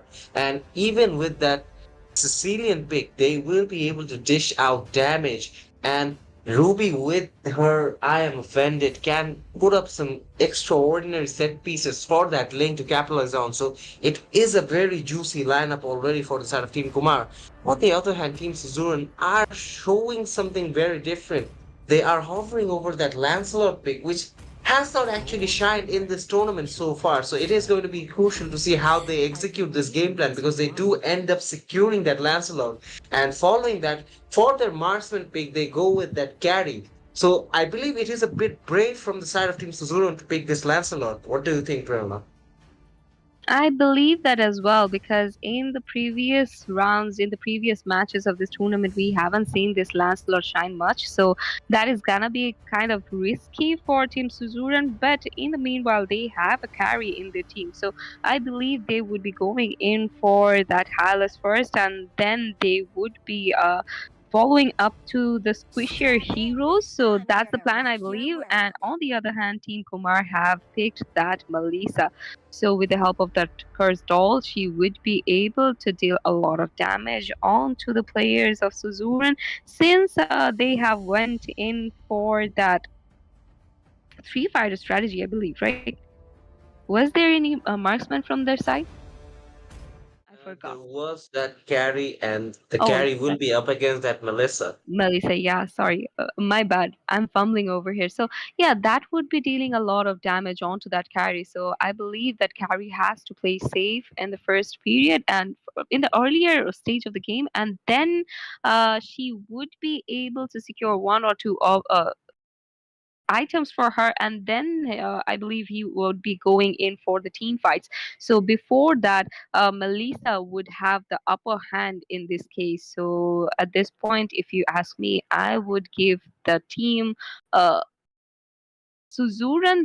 I would say that Team Suzuran is kind of lagging behind because I'm still not sure of that Lancelot yet. And indeed, that Lancelot is raising questions in the caster deck, but we'll have to wait and see how Team Suzuran actually execute this plan as we dive into the Land of Dawn for game number one in the second semifinals. Who will join Team Elpida in the grand finale of this series and this tournament? And right now, we do see that an initiation is given from the side of that Valentina. Sicilian was almost taken down to 70% of his health. And this early aggression from the side of Valentina is quite similar to that of that Melissa, but that Melissa does not get that upper hand on that carry. Instead, carry was able to do some damage on her. But the intent shown from both these teams are very promising that this match is going to be a nail biter. Exactly, and already we can see that Gatut is trying to provide vision for that Valentina, that Sicilian is over here. So I believe he would be chasing down that Sicilian and would be trying to put up a bit of pressure onto the players of Team Kumar that have rotated towards the Balin area. And already we can see that Zion is dealing a lot of damage onto that Phobius, and he would be taken out. The first blood goes to the Ling as expected. And if we look at the bottom lane area as well, somehow Carrie was able to sustain in a situation where there was Hylas and Melissa, and we can see the turtle has spawned, or the turtle will be spawning in 10 seconds. So I believe Lancelot should be rotating towards that area before even Ling appears there, because Ling in this case might have an upper hand since they have a Sicilian, they have a Ruby in their team as well, and they are waiting in the top lane area where the turtle would be spawning. So let's see which team actually commits onto the Lord. And if we look at the top lane area, Sicilian and Ruby are trying to put up pressure onto that Phobius. So Phobius, dealing with a lot of damage, has to retreat from this current situation, and nothing crazy is still going around, which is kind of dangerous for if And you ask me. indeed, it is a bit tempting to see that which team will bite the dust early on in this game.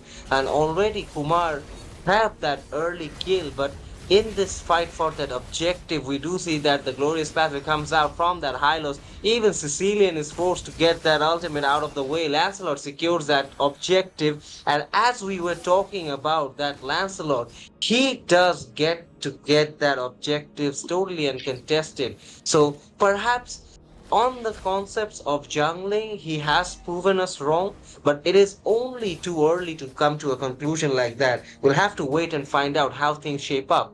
In the bottom, do see that Melissa is still under the pump from that carry, surprisingly. Hylos is now forced to go in and help her out. But right now, it does seem that Team Suzuran, they perhaps have a game plan and they are trying to execute it to its fullest.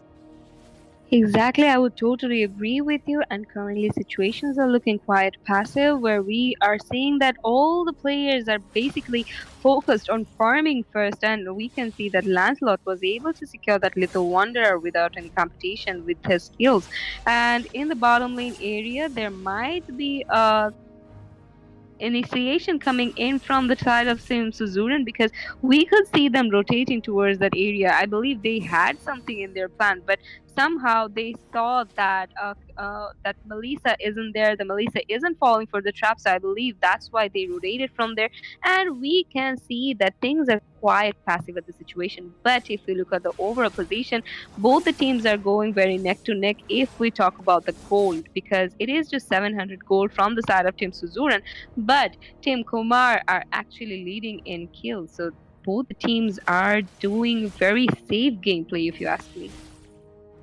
And indeed, and no one is going to try to be that bait. Right now, as the turtle spawns up in the top side of this map, we do see that the Lancelot is trying to put himself in a position of comfort, but he does get spotted out from that Sicilian.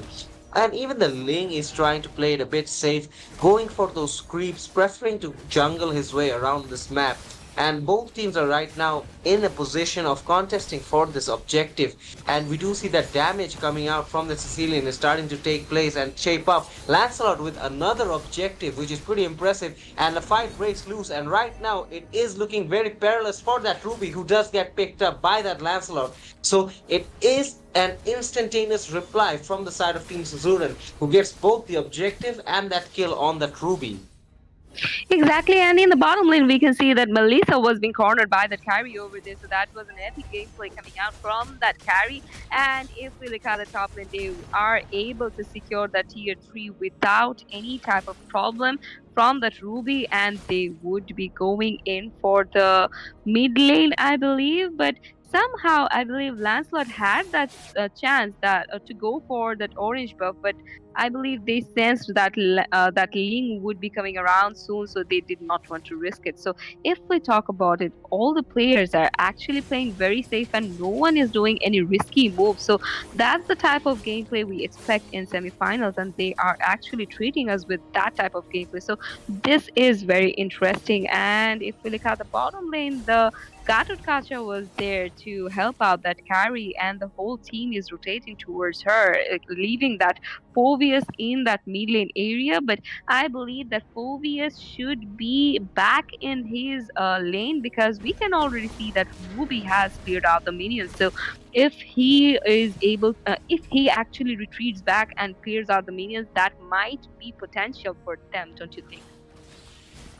Yes, indeed, that could have been a thing, but we do see that that carry has gone upwards on the top lane. So perhaps this is a switch of lanes coming out from the side of Team Suzuran, and indeed, perhaps it's another ploy to keep that Melissa preoccupied, because it has been a case where that Melissa has been under the pressure from the starting of this match. She has not gotten a single moment of rest in that goal lane. And as we see that the turtle spawns up in the bottom half of this map, yet again that Lancelot is the first one to get into the action, getting that turtle almost to half health. And we do see that the teams are going for a skirmish. Right now, it does seem that the Lancelot is still in position and does manage to secure that objective. That's 3 for 3 for this Lancelot in this game. And yet again, getting another pick of that Ruby, who has been unfortunate so far, finding herself in the wrong positions. But it does seem that Team Suzuran, they have really thought out this tactic and they are really executing it to its fullest. Exactly, and we can already see that they have secured three of the turrets, and they have secured the turtles as well.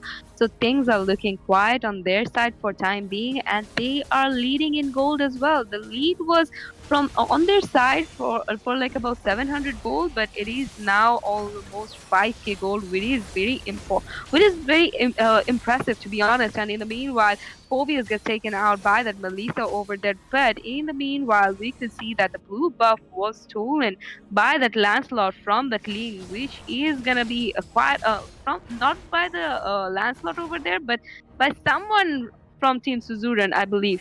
And that is going to be quite problematic for Ling, if you ask me. And already things are looking quiet, passive, but I believe that both the teams are actually waiting for an opening where they might initiate in any moment.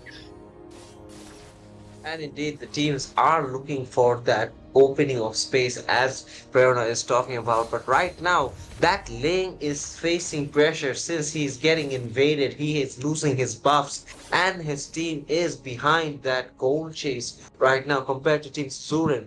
And it has been this instantaneous pressure that we've been talking about from the beginning of the game that Team Suzuran has been able to imply on Team Kumar, even though the kills might not say a lot. Even the goal gap is showing that Team Suzuran is way ahead of Team Kumar, and yet again that glorious pathway being forced out of that Hylos so that his team can evacuate from the situation as the Lord spawns in this bottom side of the map. Team Suzuran look confident and look dominant. Exactly, and if we look at the bottom lane area, we could see that the Gatot Kacha was able to zone out Melissa over there, and that gave out Lancelot the opening to secure the first Lord of this match. So I believe they would be able to take advantage of this Lord around that mid lane area where they have already secured that tier 3, but the Lord would be marching from that top lane area where they have secured the tier 2 as well. But Ling is there to secure the tier 3 instead, and sensing that he might have to face a rotation coming in from Team Suzuran, he was able to retreat for time being. And we can already see that Phobius is trying to provide vision for his teammates around that top lane area, and the minion pressure would be cleared out by the Lord. And in the meanwhile, if we look at the mid lane area, that is kind of exposed from the side of Team Kumar. So I believe with the minion pressure, Lancelot might be going in for the mid lane's tier 2. On the other hand, things are looking quiet, impressive from Team Suzuran, because we can already see that Hylos, even though used his ultimate, but that was not that much successful. And Ruby, on the other hand, gets taken down and by that Valentina. So if we talk about Valentina this period, he is dealing with a lot of damage as well. So in this earlier fight, I didn't actually expect that Valentina to be such devastating. And indeed, it has been a turn of tables since that Ruby is really struggling. It was a pick that we considered to be one of the good ones up front from the side of Team Kumar, but unable to deliver on the grand stage. And on the other hand, that Valentina from the side of Team Suzuran has been able to perform and is still performing in every aspect that she can possibly do. And we do see an initiation yet again on Lane's blue buff. And all of these initiations in the jungle area is proving to be very difficult for Lane to get a rally in this game, because on the other hand we do see that Lancelot, who has been predominant the entire game, is managing to secure all the objectives and is able to help his team in those team fights, get through those kills, and also managing to break through enemy defenses. So it has been impressive from the side of Team Suzuran. They have been successfully proving us wrong about this Lancelot pick from the start of this game. And right now, they do look like they are in a position to grab the second Lord of the match. Exactly, and we can see that Team Kumar are actually unable to leave their tier 2, that is from that is in the mid lane area, and they are just trying to get a vision of the players of Team Suzuran, or they might be waiting for they might be waiting for commitment on the lore from Team Suzuran, where they might do a backdoor, or they could actually do something around that area. But in the meanwhile, we can see that Phobius was able to zone out the players around that red buff of Team Kumar, and in the meanwhile, Lancelot was able to secure the second Lord as well. So I believe with the help of this Lord, they would be able to take that tier down of the mid lane, that tier 2 down from the mid lane, which they were unable to do so in the previous Lord fight. So the Lord would be marching towards that from that top lane area, and I believe that Suzuran might have something around their sleeves, because these things are looking quite suspicious from their side, because they are not initiating anything, they're just farming around, and they are actually playing very passive. And indeed, it is surprising to see that Team Kumar, they are not actually replying to the blows being dealt by Team Suzuran. I'm not quite sure or understanding as if why, because they're really taking their chances in this late game as the Lord marches on to that inhibitor from the top lane. And Melissa trying to defend against this Lord, and there's an initiation from that side of Team Suzuran. Hylos being forced to go for that glorious battle yet again. 2 kills from the side of Team Kumar.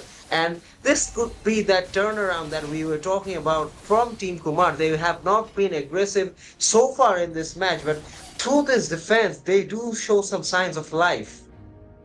Exactly, and as we were seeing the Lord fight around that inhibitor on the Valentina was able to clear out the minions in the mid lane, and she was able to secure the tier 2.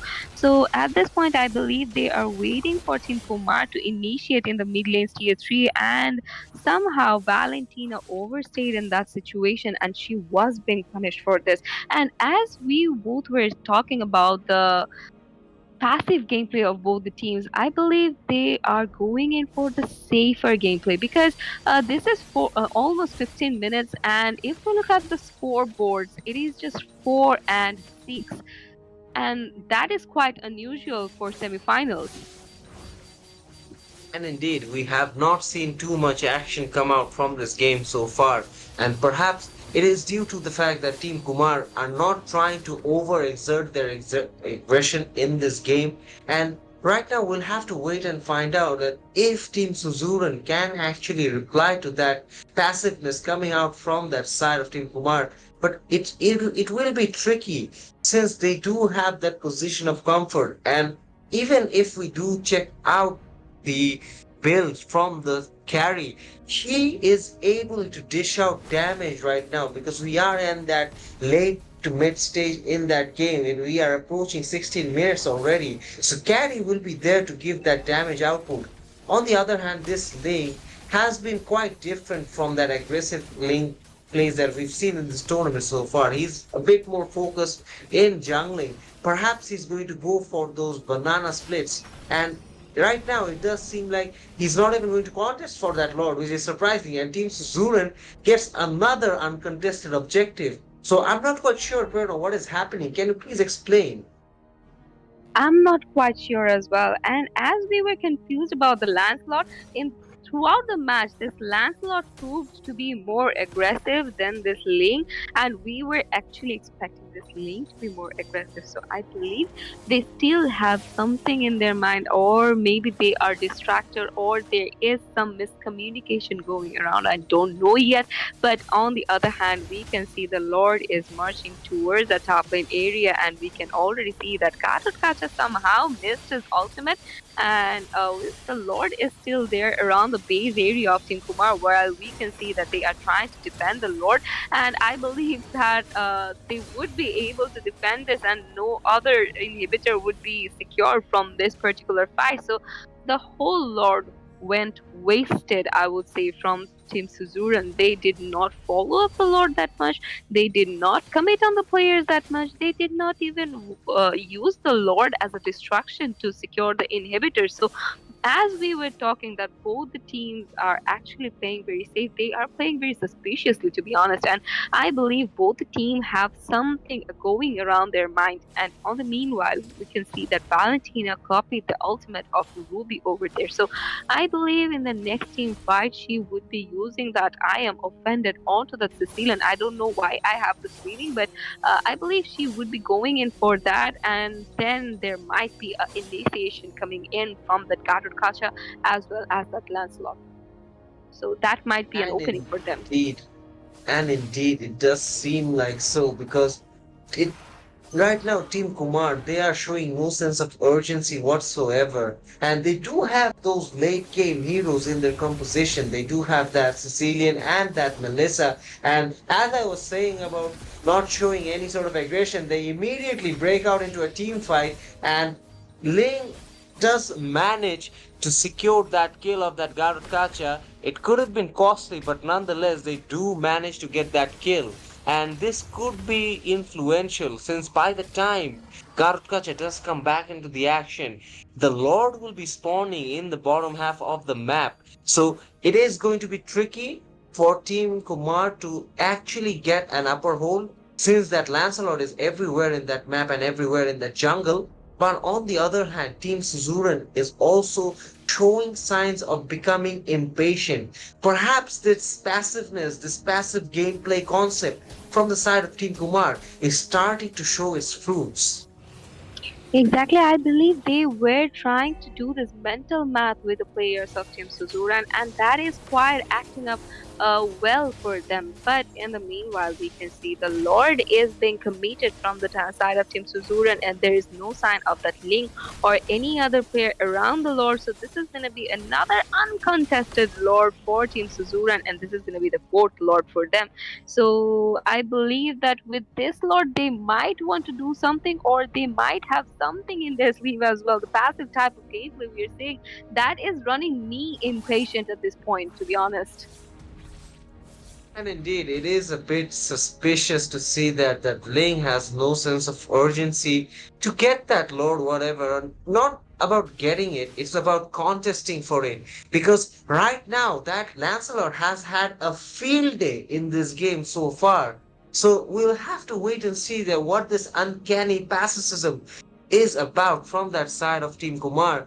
But they are showing yet again no urgency, and perhaps this could lead to their downfall. And we'll have to wait and find out. Since that Lord does march onto that base, it is unprotected. There are no inhibitors to stop it. And right now, Team Suzuran are trying to get an initiation in, but that Hylos with his glorious path, it does manage to secure that kill of that Garkacha. That Ling was able to secure the double right now, but even then, Oh, Lancelot tries to make a move, but then gets that triple kill, and you oh, see a maniac come out from that lane. So suddenly, this pacifism has turned into an all-out war from that lane, who manages to get very quickly 4 kills to his name.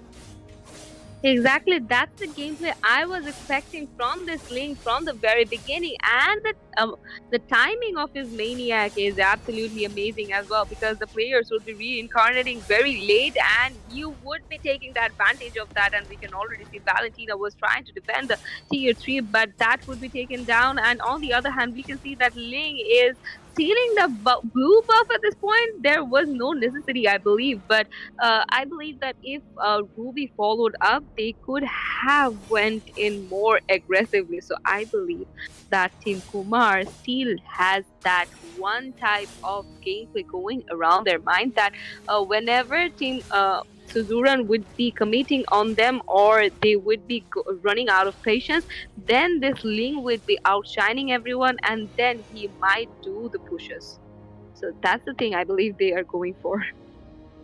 And indeed, this is very strange, but it has been effective so far for Team Kumar. But you will question that it shouldn't take more than one time for Team Zuru to figure this out. We'll have to wait and find out that if they do whatsoever. But nonetheless, that sudden burst of light from the side of Team Kumar has got to raise some eyebrows in Team Zuru's camps because, as I said, they did show signs of getting impatient and perhaps losing the game ball, losing the eye of focus in this game. They really cannot do that in such a position because it almost led to their disaster.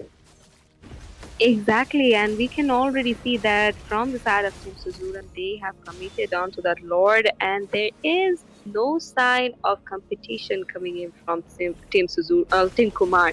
So this is gonna be another uncontested Lord for Team Suzuran. This is gonna be the fifth Lord of this match, and if we look at Lee, he was doing the banana push you were talking about, and he was able to secure this tier 2 of that top lane area. So I believe that they are actually waiting for the late game period where Team Suzuran might just run out of patience and they do some error, and then this link would be initiating. And as we have seen in the base area of Team Kumar, that they are defending very well. They have defended four of the previous lords very well. They were able to secure the kills as well around that area, and there is no type of signs of initiation coming in any other lane. So I believe they are just doing this mental game along with the players of Team Suzuran, where actually things are actually working out for them, which is And very indeed, strange. it is a very strange gameplay coming out from the side of Team Kumar. But I'm not sure if I can agree about waiting for the late game, because if they do make one wrong move, they're going to have to wait for that next game. But right now, that Lord was taken down from the side of Team Kumar, and they do manage to defend it very easily. They do lose that inhibitor, I believe, but I'm not quite sure that what is actually going in the minds of these players, because they are really driving Team Suzuran mad at this point. Exactly, and Team Suzuran are somehow still able to actually keep the cool, and they are not falling for the trap. They have understood the assignment as well, so they are not going over aggressive. I believe that this is the reason. And if we look at the scoreboard now, Team Kumar have secured 11 kills, and Team Suzuran went in with just 6, and they have secured the objectives more than Team Kumar. So I don't know why Team Suzuran is not playing aggressive as well, since I have no clue actually about this match. So we will wait. We will have to wait and watch like how it ends. And indeed, it is a test of temperament so far. And although the Lancelot was able to shine out throughout this game in the jungle, most of that has been due to the fact that the Ling has not been in the jungle. But all jokes aside, we do see that this game is extending and we're already crossing that 25.5 minute mark. And it is going to take another Lord from the side of Team Suzuran, I believe. It is going to be the sixth Lord they do take if they end up securing it. But this is probably the game that have seen the most Lords being taken down by a team. And yet the game is still going on. Exactly, and I'm actually quite confused about what's happening in this land of dawn, because we haven't seen matches like this before in this tournament, or I believe before uh, in the latest tournaments as well. So this is gonna be the sixth Lord for Team Suzuran, and they are quite facing the minion pressure in the top lane area, and they are facing minion pressure around the other inhibitors as well. But Phobius, on the other hand, is waiting in the bush for that minion pressure from their side. So I believe he would want to go for that inhibitor in the bottom lane. Whereas we can see the Lord is marching down from the mid lane. And I believe that Team Kumar would be wanting to defend that Lord as early as possible, because they have lost the mid lane's inhibitor as well. So they are just lengthening the process, and that is causing to be problematic for them. Glorious path used by that Phyllis once again Sicilian using his bat piece, and Ruby was being taken down in the process. The Lord is still there. Gatu Kacha gets taken down by that Phyllis over there. No other crazy thing is actually going on, and somehow Lancelot was finally able to get the double kill, and Phobius was being taken down, and finally they have locked onto the base. Melissa gets taken out in the process. Ling is still trying to fight around, but the base has been locked by Team Suzuran finally, and they have won the Victory! first round of this game.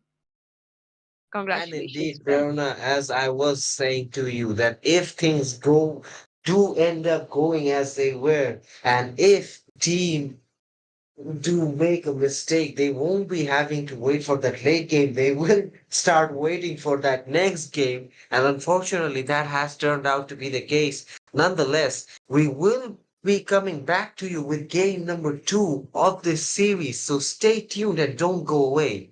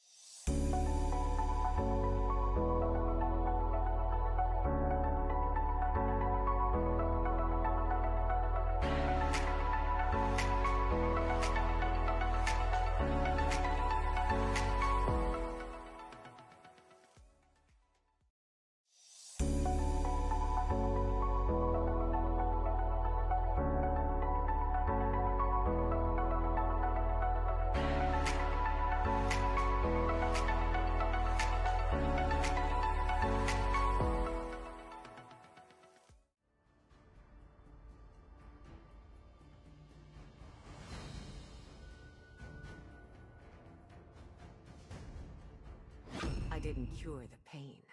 I harness it.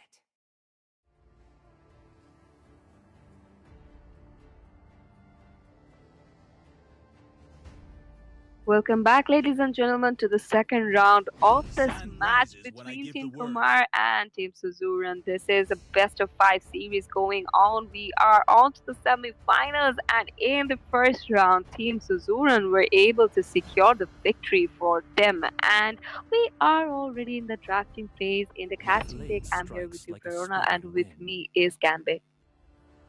And indeed, Prerna, it has been an eventful evening so far. We did see Team Elpida go through to the finals, and we are now waiting to see who joins them. And in game number one, we did see Team Suzuran come out on top. But right now, as we go through the bans in this game, we do see that the Zushin and the Chip was banned from the side of Team Kumar, followed by that Garat Kacha, who has been a constant feature in the bans tonight. And on the other hand, we do see that Minsitar, Bane, and that Suyo as well featuring in the ban list from the side of Team Suzuran. So pretty interesting bans coming out from both these teams. And yet again, we see the Ling getting picked out from the side of Team Suzuran this time around. Perhaps we will see a different sort of approach from this lane. We'll have to wait and see. But on the other hand, three very strong picks from the side of Team Kumar in the form of that Yuzong, Nathan, and that Valentina. My life. Exactly, and on the other hand, we can see to follow that lane up, they have that Khalid and that Harith. So Harith would be going for the marksman area, and with the amount of burst damage, he might have some upper hand against that Nathan, but we are still not Tell me sure yet love because and from night the early are to mid game everlasting. to the late game period, Nathan could be a problem for any of the players. And if we look at the banning phase at this point from the side of Team Suzuran, they have banned out that Kufra along with that Alpha. So they have went in for the tanky heroes this time. And if we look at their whole banning lineup, they have basically focused onto the junglers more because there is Alpha, there is Fleeting as a Suyu, there is snake Bane, fleet's breath. and if we look at But Team Kumar, timeless they as a have banned out glacier's three heart. major mages. So that would be Aurora, Cecilian, and Zoshin. So they do not want any type of trouble against that Valentina.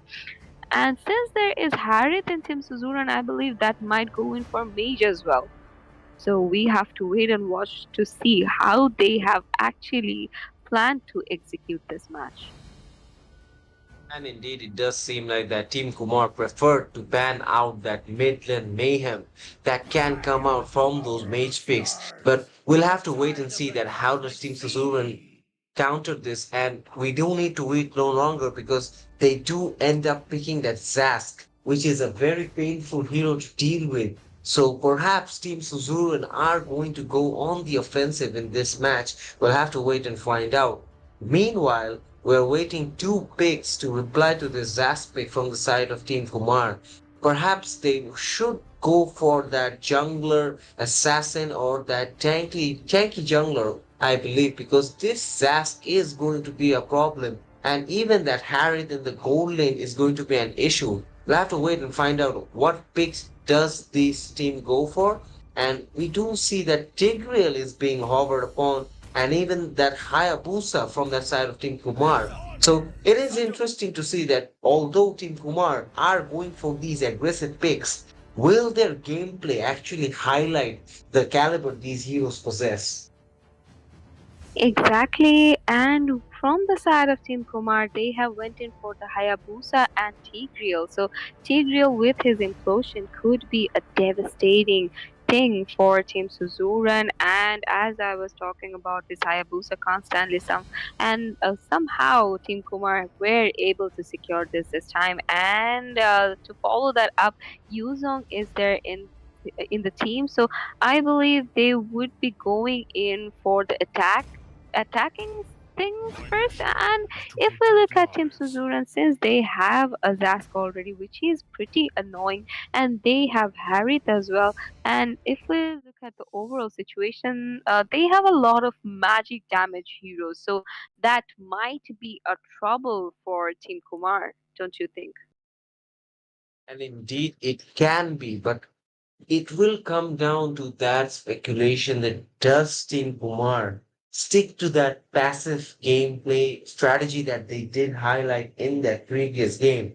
Or will Team Suzuran this time around do not wait for those moments, but instead focus on creating those moments instead? So this game is going to decide a lot of things since it is a best of five series between these two teams. But right now, one team's game plan is creating confusion while the others is actually solving those problems. Exactly, and we have to wait to see how they have planned it out to execute this thing. And we are already in the land of dawn. And as we always say, that anything can happen in the land of dawn. So I would not be asking you the question that which team you would be giving upper hand to, because in the previous match, both of the teams have proven us to be wrong, and they have shown the utmost patience. And finally Team Suzuran were able to secure the victory for them. But in this game we can see the junglers are finally going in for the buff, and Ling is not leaving any of his objectives, and that's how he should be playing actually. And already we can see that Hayabusa is waiting in the bush and then securing his buffs. So I believe that he might showcase us that another late game oriented gameplay, don't you think? Indeed, it will come down to those initiations from the side of that Tigreal, and we'll have to wait and see how Team Kumar actually adapt and evolve in this game as we approach that first turtle mark. But right now, it is looking a bit tranquil in the land of dawn. There are no sudden initiations or even that hint of a fight brewing anywhere in this map. Although there is some heavy traffic in the bottom lane, but it doesn't seem anything promising. So perhaps we will have to wait till this turtle spawns up in the bottom side of the map. Because right now, even the junglers are doing their thing, not doing anything excessive or anything beyond their expectations early on, because they do know an early setback can really hamper the growth of their team's progress. Exactly, and if you look at the bottom lane area, we can already see from the side of Team Kumar they are trying to build a pressure onto that Sask and the Khalid, but the turtle is here, so I believe this Ling and Hayabusa should be focusing on it more. And from the side of Team Suzuran, they have been lurking around this turtle area and they have committed onto the turtle first. But from the side of Team Kumar, we are seeing a rotation going around the turtle area this match, and Yuzong is using his Black Dragon form, and that was just not something that was being committed onto the turtle, and Ling was the one to get the first kill as well as the turtle for the team. And we can see that Yuzong, even though he was trying to use his Black Dragon form, he did not commit onto anyone along with that, and the rotation is going towards the mid lane area where we can see that Hylos was trying to retreat back to his base from this bush, but somehow he was been spotted by this Tigreal. So I believe that this Tigreal might set up something for this Valentino where he can actually get a hold of that Zask.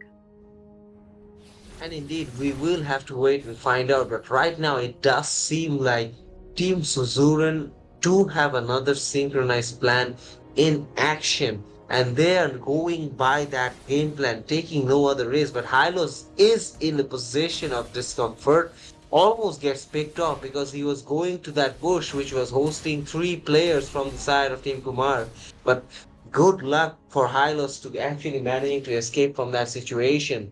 And on the other hand, in the bottom lane, we do see that the offlaners are also doing their thing, trying to exert pressure on each other, perhaps exert that dominance that I am the better fighter over this lane, but nonetheless, it has been no action so far. And similar to the previous game's concept, it does seem that this time around, that Lancelot and that Ling from that previous game, they were having a stalemate. But this time around, it's going to be that Hayabusa and that Ling. And Ling already had an opportunity to show that Hayabusa how aggressive a Ling can be. So we'll have to wait and see if that Ling manages to follow up that attitude throughout this entire game. Exactly, I completely agree with you. And already we can see that Team Suzuran is leading almost in 2k gold, which might work out in their favor. But if we recall the previous match, even though they had the gold lead, even though they had the objectives in their side, they did not commit much. So I'm not yet ready to predict anything. And already we can see the glorious path being used by that Hylas over there. Ling was able to secure the turtle. The fight is still going on. Tigreal is getting trouble. Tigreal is being taken down by the Ling as well. Hayabusa was taken down, and double kill for that Ling. It is just Nathan who is standing on his feet, and I believe that he would have to retreat. My bad is not just only Nathan; it was Yuzong as well, and Yuzong was forced to retreat back. And on the other hand, we can see that Zask was able to secure the tier 3 of that mid lane area very fast. And in the bottom lane as well, Ling helped that Khalid to secure that tier 3. And if we look at that Ling, he already stole the blue buff from the Hayabusa. So this is gonna be a bit problematic for this Hayabusa for time being. And it sure does looks like so. And I would like to remind you that we are only approaching the 6 minute mark, and we do see three turrets already in favor of Team Suzuran. So this time around, it does seem like they are showing some urgency because their opponents were not showing that similar urgency in that previous game. And it also seems like in this game, Team Kumar are yet to find out their groove. It's very confusing. I've never seen a team go for this active passive strategy because it can bring out the better of the opponents, but at the same time it's that element of risk that always stays there, that if you mess up in a position that can be very crucial and decisive, there is no coming back from such a mess up. Exactly, I totally agree with you. And if we look at that Zask right now, he is waiting in the bush. He is probably waiting for that Valentina to come over and then he might get a hold of her. But we have to remember that she is being followed up by that Yuzong and the Tigreal. So it would not be easy for any player to get a hold of that for time being. And we can already see that the Yuzong is doing his passive gameplay once again, and it is that Hayabusa as well. So, if we look at Hayabusa, he is in a 0-2-0 KDA, so that is not looking quite promising for him. And on the meanwhile, there was again no contest from this player onto securing the object, and Ling was able to secure this turtle as well. So at this point, we have to wait and watch if they actually repeat the exact same strategy from that previous match. And indeed, it is going to be crucial to see how Team Suzuran approach this game as we are approaching that 8-minute mark. As we dive into these items from those players, we do see that the Zask was able to get that Sky Piercer in early, and even that Hylos has a Thunderbelt, so it is going to take some damage as well as it will help them get those team fights going. But right now, I still do not see any sense of urgency from this Hayabusa, which is extremely concerning given the fact that Team Suzuran are already 1-0 up in the series. So you have to question that if Team Kumar are really going to play that waiting game yet again, or perhaps they are just trying to get their opponents into a false mindset and going to pounce on them when they can. Exactly, that's what we have to wait for. And if I recall, Zion generally plays a very aggressive gameplay. I don't know what strategy he is trying to pull out in this series, but I just hope that it works out for them, and we can already see a skirmish is going around the blue buff area of Team Kumar, and I believe Team Suzuran might just steal the blue the purple buff from the side of Team Kumar, and yes, they were able to do so. So Hayabusa would be lagging behind, and we can already see that they are rotating into a different lane at this period because the Lord would be spawning, and the first commitment on the Lord happens to be from the side of Team Suzuran. So at this point as well, we are not seeing any type of contest coming in from the side of Team Kumar, but this time it is that Yuzong who tries to initiate onto that, but Ling was able to secure the Lord. Yuzong gets taken down, double kill for the Harris over there, and Tigreal was being taken down as well. So Zen will be taken down by the Khalid. So it is that Nathan once again who is just standing on his feet. And we haven't seen this Nathan to be participating in any of the team fight that goes around the objective. So this is looking like that they are having some type of miscommunication, or they are just messing around with the opponent's player. But in the meanwhile, we can see that they were able to secure the tier 2 of the mid lane area, and the Lord would be marching from the top lane. So I believe that they have some plan around their sleeves. I sure hope they do because right now it does seem like Team Suzuran are in a very comfortable position with that Lord marching down from that top lane side. And it is really surprising to see that a team of such caliber as Team Kumar is taking such a passive approach to this game. It's not that they don't have that composition to dish out damage. They have that Nathan, they have that Valentina. But I don't know why they are doing this, but perhaps they found this to be much better or much effective for the way they play, but it's something that I can't totally agree with from my perspective. Exactly, and we can already see that from Team Suzuran as well. They are not overcommitting in any fight. Whenever they are actually securing any lord, they are somehow not following up that lord very well, and the lord is getting defended by Team Kumar. And every time it is that they are securing a lord, they are going to the base area, and then Team Kumar are actually defending it. So Team Suzuran is also doing this passive gameplay. We haven't seen these two teams playing like this, so I believe this is something of a new strategy they have in their mind, and we will actually have to wait to see if these two teams actually repeat the previous match, because in the previous match we had seen them doing this exact same things. They were just testing our patience, tasting the opponent's patience as well. So this is something I'm getting a deja vu.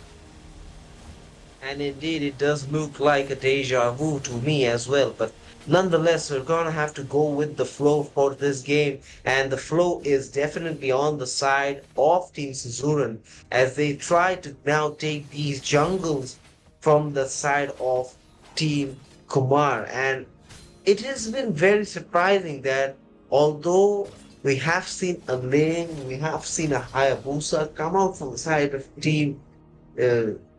uh, from the side of Team Kumar. But even though they do have that lineup given to them, they are still on the back foot and they're even not showing any sort of aggression or any sort of interest to show aggression, to say the least. Exactly, I would totally agree with you. And from the side of Team Kumar, we had seen a contest, but it was Ling who was able to secure the second Lord once again. And no, there was no contest. Sorry, there was no contest from the side of Team Kumar, and it was Ling who was able to secure that Lord without any type of contest over there. And we can see this time Zask is following up that Lord. So I believe with this push, they might want to do the ending for Team Kumar because we can already see that the base is exposed and the Lord is around the base area and Glorious Path is used once again. And even though Black Dragon form is used by the Dugong, that is not that much fruitful yet. And we can see that Hylos is just spamming his ultimate once again, and we can see the fight has broken out. Nathan was being taken down. The Lord has finally locked the base, and the winning timing actually goes to Team Suzuran. So they were able to secure the victory once again. So this is two. 2-0 at this point. The scoreboard is 2-0 at this point. Since this is a best of five series, I believe Team Kumar might do an epic comeback in the third round because if they don't, they would be going direct to their home and we would be getting our the second finalists. So before the third round, we would be taking a very short break and be right back.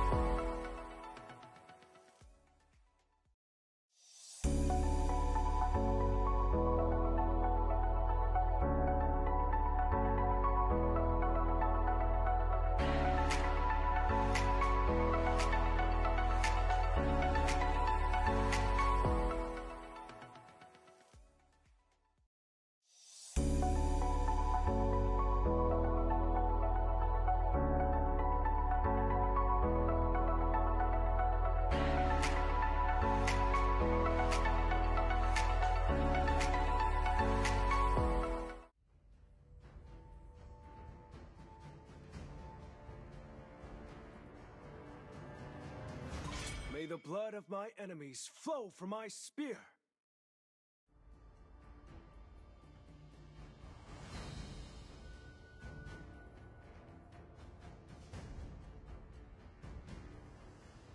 Butterfly is born by thy wish, guided by lantern's light.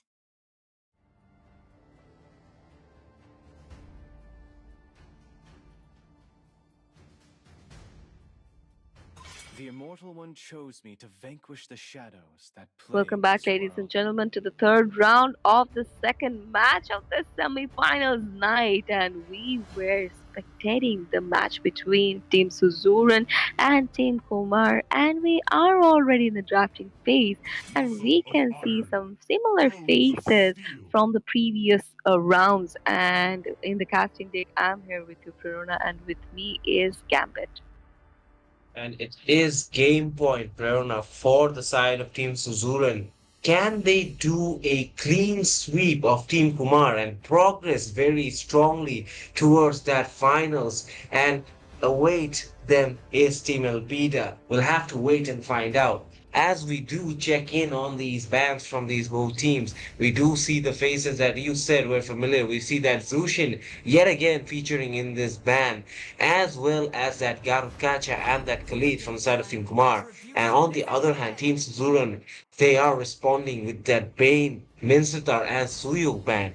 But right now, we have to focus on the picks because Valentina is the first pick from the side of Team Suzuran. So can you tell Prerna why do teams prefer this mage pick as a priority pick? I believe that they do not want to risk it out to the opponents, and that's why they are going in for the Valentina, and this is their comfort hero. So they are actually playing that Valentina, Believing is and a since snowflake Valentina forever, has that as IMU, timeless so as a she can glacier's copy the heart. ultimate of anyone, and I believe, yeah, this is the reason actually why that player, that is Peter Griffin, is picking that Valentina over and over again. I believe he is mastered in all other heroes. He is comfortable playing It is every in hero. That's despair that why I he is see the using fondest that hopes. Valentina. What Still what do waters you think? run deep. And it is actually quite tricky because it depends on how the team operates. But for me, I think having that Valentina just gives you that extra element of versatility because she can copy any important ultimate Thank you of for the opening and I'm opposition, ready to which go. can greatly influence her own team's team fight potential. So perhaps just to ensure that before a hero of their preference gets banned out, or perhaps even the Valentina gets banned out. That is why it is such a first big priority for most of these I'm teams. not the only one bound by these Exactly. chains. And if we look at the current situation, Team Suzuran have once again went in for the Ling. I don't know why Team Kumar left that Trust. open after the Alpha is previous match, online. but I believe they have some hero to counter that out, and they have went in for the Nathan as well. So Nathan would be dishing out a lot of damage along with that Who Ling said there are no and that shortcuts in life? Valentina over I there. And literally from Team invented Kumar, one. they have went in for the Ruby, the Irithel, and then the Aurora. So this is gonna be the first match where we would be seeing the Irithel getting played. So I am very excited for this match because I really want to see how actually it ends up facing that Nathan in the goal lane with that Irithel. And hold on right over there, Perona. I do understand your excitement, but this is game point for Team Suzuran. So I am a bit concerned for Team Kumar that is this the right decision to take a gamble in this I stage? am But more then than again, a I think weapon. it is now or never anyways for them. So why not try out those wild tactics? Why not try out something different to see that if it pays dividend? And as we Exorcist were the talking about dragon trying out spirit something here. different, we do see that the Julian was picked up from the side of Team Kumar. And in response, immediately Team Suzuran locks onto that Yuzong pick. So it is interesting to see how these teams are actually counter replying to each other's picks. But on the other hand, that Minotaur being selected by Team Suzuran means they will go for that severe team fight initiation game plan. Exactly, I would totally agree with you. And we can see the last pick would be coming in from Team Kumar. So this time they have went in for another hero, another type of jungler over there, and that is going to be the Julian. So I believe that they would be trying to make an epic comeback in this particular round. And Team Kumar is taking their sweet time in selecting the roamer, so they are hovering onto that Saber. So do you think Saber would be a nice one? But with that being said, they have finally went in with the Hylos over there. So Hylos along with the Julian might be a deadly combination for Team Kumar. And it sure does look up to be like that, but we'll have to wait and see that how they are executing this duo of danger for the side of Team Kumar. On the other hand, though, I still prefer the lineup given out from Team Suzuran. They do have that potential of going in, getting those skills, going into the back lanes, piercing through those defense, setting up those team fights. And it's like an all-in-all package for Team Suzuran right now, who are looking to clean sweep Team Kumar and go through to the finals to meet Team Elpida. Exactly, and we have to wait to see that, to be honest. And currently, if we talk about the overall lineups, I believe that Team Kumar still have that better opportunities. But on the other hand, the way Team Suzuran are actually playing, that is something devastating. That is proving to be devastating for Team Kumar, even though they are very good at defending. Because every time because we have seen that actually every time the Suzuran is uh, securing the Lord and somehow are trying to put a pressure on Team Kumar, they were able to defend it, but somehow they are still not able to show us that aggression we are expecting from them.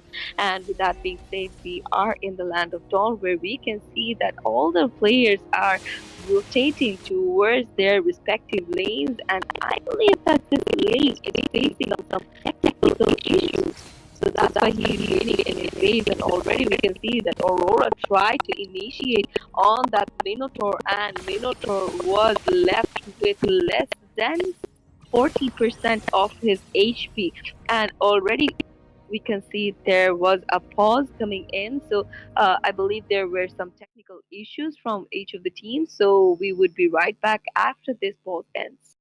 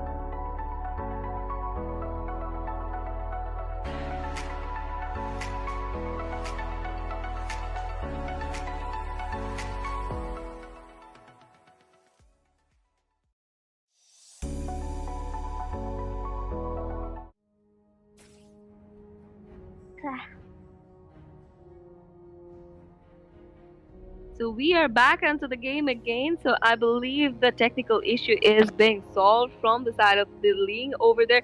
And from the side of Team Kumar, we are seeing some aggression onto that top lane area where they were trying to corner out the Nathan over there. Irithel used all of her resources at this point, and the first blood was secured by that Aurora over there. So finally, Team Kumar are back again, and we can see that they are going in for the bottom lane as well, I believe, because the rotation seems like that is going towards the bottom lane area where the turtle would be spawning, and they might want to corner out that Valentina over there, sensing that Valentina is here and Yuzong is here as well. We had seen Ruby just standing there and just taunting the players mentally over there, and the first commitment on the turtle goes on from the side of Team Kumar, and I believe there would be no contest from Team Suzuran this time.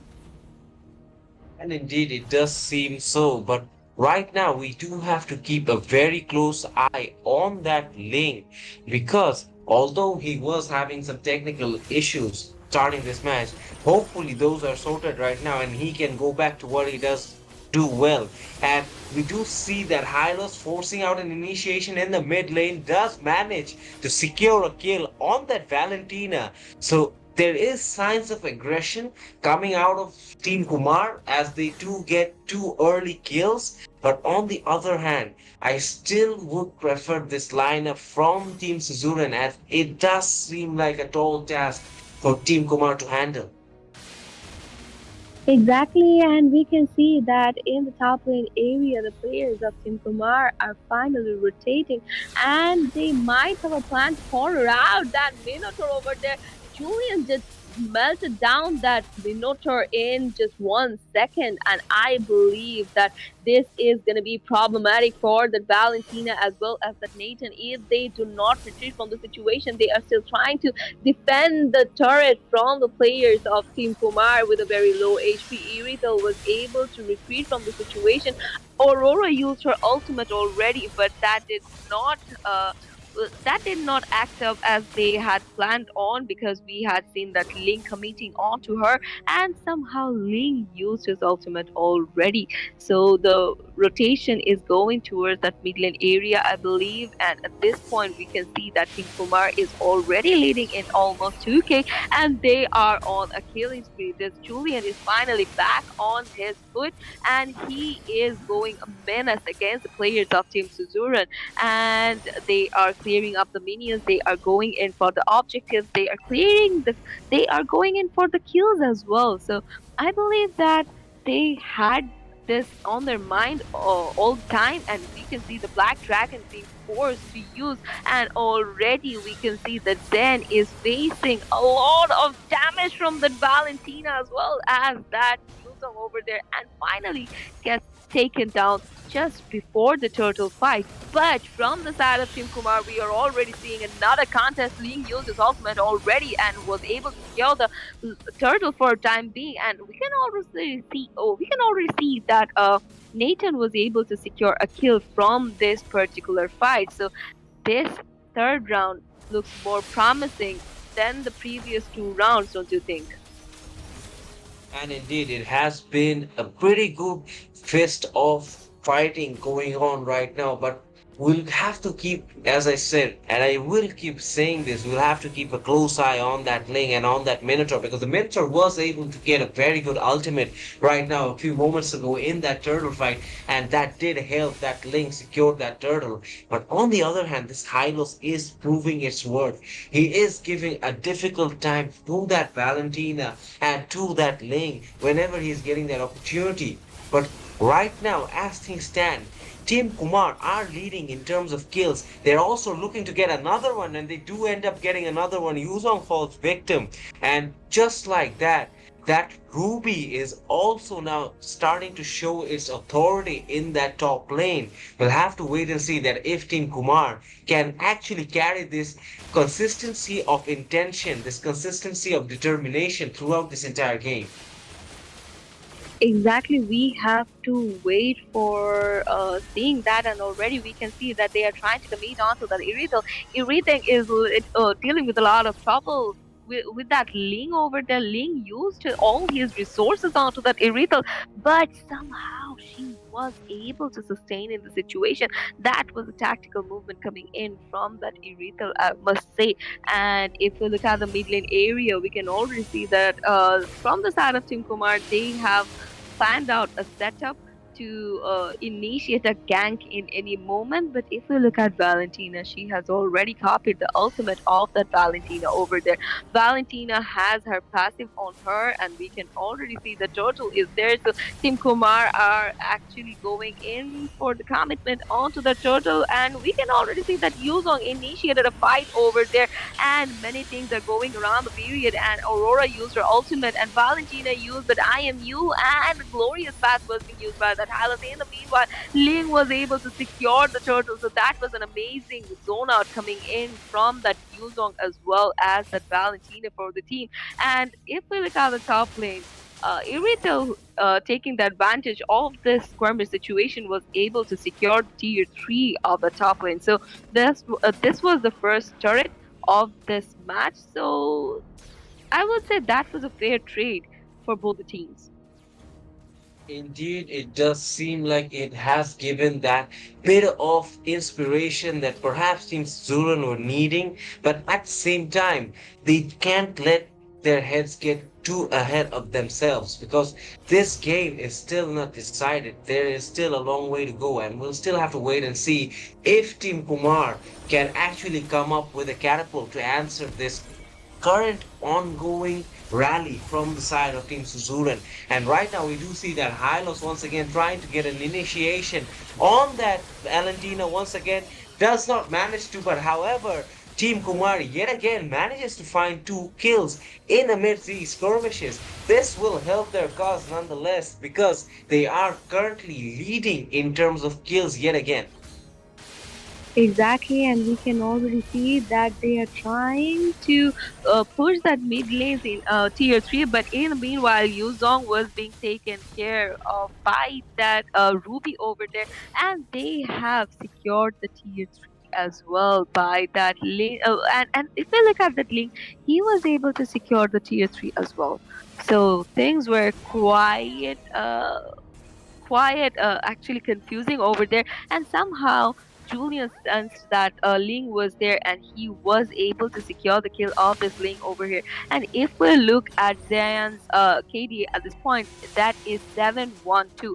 So as I was saying in the previous matches, that we have seen Zan playing an aggressive gameplay. So this is actually what I was talking about, because we have seen him to be aggressive throughout the whole tournament. So I believe he was facing some trouble in the first 2 matches, or it was just their plan, and glorious path used once again. And we can see another initiation coming from the Black Dragon, but in the meanwhile, Hylos gets taken down by that Yuzong over there.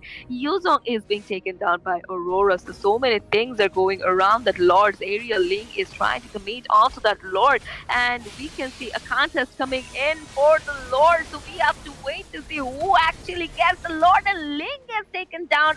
And taking advantage of that, the Lord was secured by Julian over there, and in the meanwhile, Minotaur was being taken down by that Ruby. So, whoa, what a gameplay coming in from Team Kumar. And indeed, Team Kumar being the opportunities they are, they team managed to get hold of that link. And just in the nick of time, Aurora was able to secure that kill, managing to give Julian the opportunity to secure that Lord. And just like that, Team Kumar have really turned out this entire game on its heels. And they do look like the favorites to go through. But then again, Ling replies immediately after responding that he is not done yet. And this match is far from over.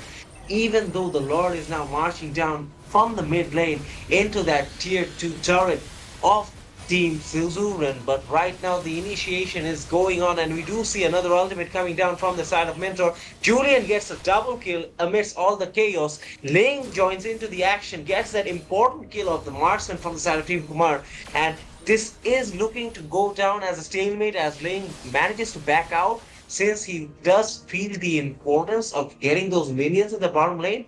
But I would say that Team Kumar gets the better of this exchange since they got two very important kills out of this team fight. Exactly, and they are now finally moving on to that top lane area, and I believe they would be able to secure this turret as well. And as I said, they were able to take care of this turret. So, as you were saying, that Team Kumar has a better outcome from this particular fight, I would totally agree to that because we just saw one of the examples why you were right. And from the side of Aurora and Hylos, I believe they are trying to poke that Yuzong and that Nathan, and Ruby is there as well. So I believe another fight might break out in any moment from the side of Team Kumar because they are going with massive aggression. And Hylos used his glorious path once again. So I believe that they would be able to corner out that Yuzong over there, and they were able to do that. And Minotaur used his ultimate already, but that was of no use. He was being taken care, and killing spree secured by the Ling over there. Another glorious path by that Hylos over there. He is just spamming his glorious path. Oh no, sorry, that was IMU by that Valentina. So that was quite confusing, and just because of that, they were able to retreat and sustain in that situation. But even though they were able to defend that turret for that time period, that was being taken down by that Ruby with the minion pressure. Indeed, it does seem so, but right now we have to keep a close eye on that Julian. He already has 11 out of the 17 kills that has been accumulated by Team Kumar. So he has been on his topmost form possible. But on the other hand, I would say that it has been a bit disappointing from this Yuzong. He has not been able to position himself properly or actually put much of a contribution in those team fights. Perhaps using that Black Dragon a bit too early or a bit too late. And right now we do see that the Lord is being taken quite freely from the side of Team Kumar. And yet again, that Minotaur falls victim to that Aurora. And this does seem like that snowball that Team Kumar were missing in these early games. But take nothing away from Nathan. He gets two kills out of pure desperation in such a situation. And that manages to disperse the entirety of Team Kumar as this Lord marches down from the bottom hand side of the map.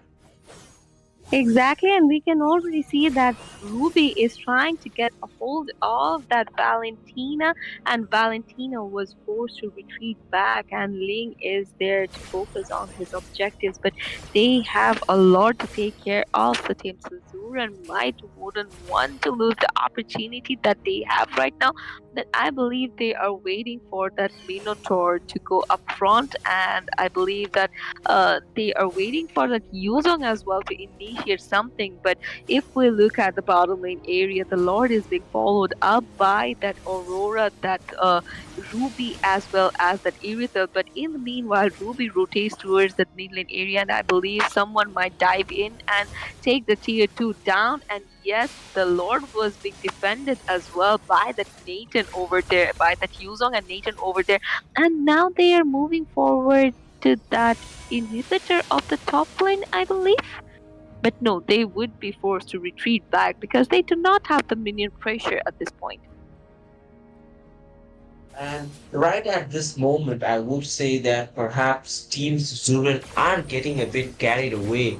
They are losing their focus in what is important and what is not, and they're actually giving the opportunity to Team Kumar to actually rally themselves and get back into this game. But they do have to remember that this is game point for them. They've already won two matches, so one more win can secure themselves a place in the grand finale of this tournament. But as it seems, Team Kumar, it seems that two games of extreme pacifism have gained up that aggression that was being stored into them. And that stored up, that pent up aggression is finally breaking loose. And we'll have to wait and see that if they can finally get an answer to this Suzuran lineup that has been perfect so far in the two matches. But right now, they are struggling to go head to head with this Team Kumar. Exactly, and we can already see that Team Suzuran are doing a good job in defending the inhibitors, and I believe they are waiting for the next lord. But before that, they would have to take care of the positions of the players, and we can already see that Ruby was doing the bush check thing, but she was not able to spot that Minotaur. But somehow that Yuzong just revealed his position, and that's why Minotaur had to retreat as well. Black Dragon used by that Yuzong already, and we can see that from the side of Team Kumar, it was Aurora who actually committed on the Lord first. So I believe this is going to be an interesting contest between both the teams because both the junglers are ready, both the retribution are ready, and in the meanwhile, Yuzong is being taken care by that Julian over there. So this is gonna be a four-man from the side of Team Suzuran, and there would be no one to initiate from the side of Team Suzuran. So this is gonna be an easy lore for Team Kumar. So we have to just wait and watch if Link somehow tries to commit, but he was focusing on clearing out the minions instead, and the Lord was being secured by Team Kumar over there. The Lord would be marching down from the bottom lane area where we can see the rotation is going to the top lane area. So I believe Team Kumar would be using this Lord as a distraction for Team Suzuran, and they would be going in for the inhibitors. And already the minion pressure is building up around the inhibitors, so things are not looking quite good for Team Suzuran, if you ask me. And sure does. It does look like Team Kumar finally have managed to get something out of this Team Suzuran lineup. Perhaps finding a chink in their armor and using that weakness against them. Because in this game, they have been almost near perfect. No more passivism. That strategy is out of the books. But this Nathan from the side of Team Suzuran is not backing down. And that is the only line of defense that so far has been the problem for Team Kumar. As they march down into this base, they will try to lock it down, and they do lock it down. And just like that, Team Kumar are not out of this contest just yet. Victory! Exactly, that was an aggressive gameplay coming out from them in the later period, from the early period as well, to be honest. And that's the type of comeback we were expecting from them. So, congratulations to them. So, we would be moving forward to the fourth round of this match. And before that, we would be taking a very short break.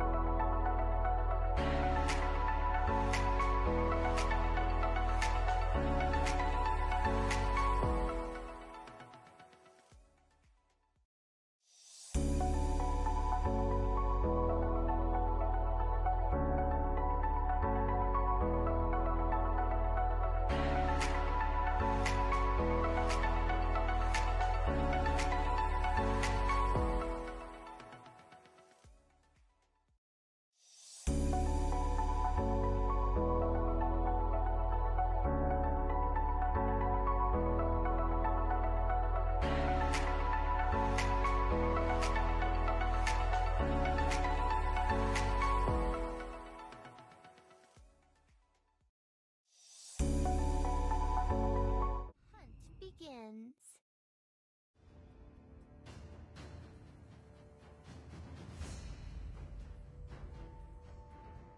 Welcome back, ladies and gentlemen, to the fourth round of the second match between Team Kumar and Team Suzuran. And we had seen doing an The epic blood of my comeback by enemies Team Kumar in fight the my previous spirit. round. So we are hoping that they would be fighting for this fourth round as well, because otherwise, this is going to be a problematic situation for them and they would be going directly back to their home.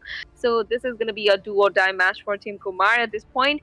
And in the casting deck, I'm here with you, Prerna, and with me is Gambit.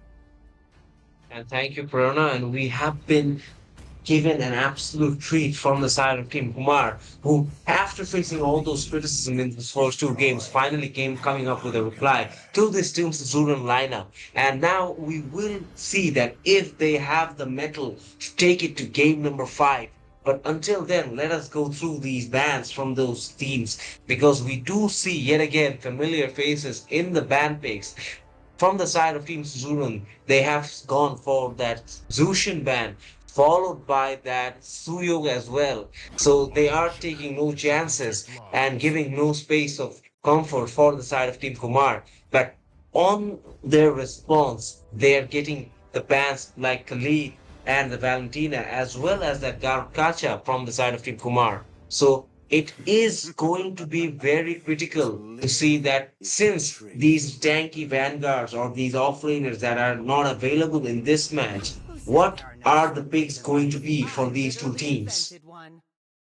I believe that they have a different mindset at this period, and we can already see that they have went in for the chip from the side of Team Suzuran. So I believe they are hoping for a perfect use of ultimate from him, where they can initiate a gank onto a player in any of the lanes. So if they are able to do so, that would be a treat to the eyes, if you ask me. Because in the first match, we had seen everybody doing that perfect perfect timing of a shortcut, and that was actually playing out to be Still very waters good run for deep. them, and that was the thing that turned the tables onto the side of the team of everybody over there.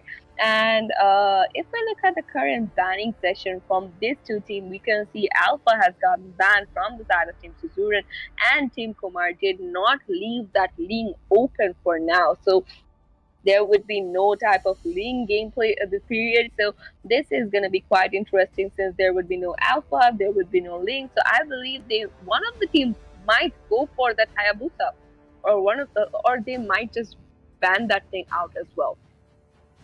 And indeed, a lot of options still remaining open for these teams. We'll have to wait and see what do they go for their priorities. But this chip from the side of Team I am not Suzuran the only can one be banned very by crucial, this. because we've already seen a very excellent gameplay from a chip earlier tonight. So can we see a repeat of that sort of gameplay? We'll have to wait and find out. But he will be against that Hylos. Hylos being the most trusted and reliable vanguard in this tournament. No I've other been waiting vanguard for too has long. been more favored than this Hylos, either because it was banned or either because it was not picked by these teams. And as we progress through this ban phase, we do see that the likes of Phobius, Alpha, Gary, and Ling getting banned out as well.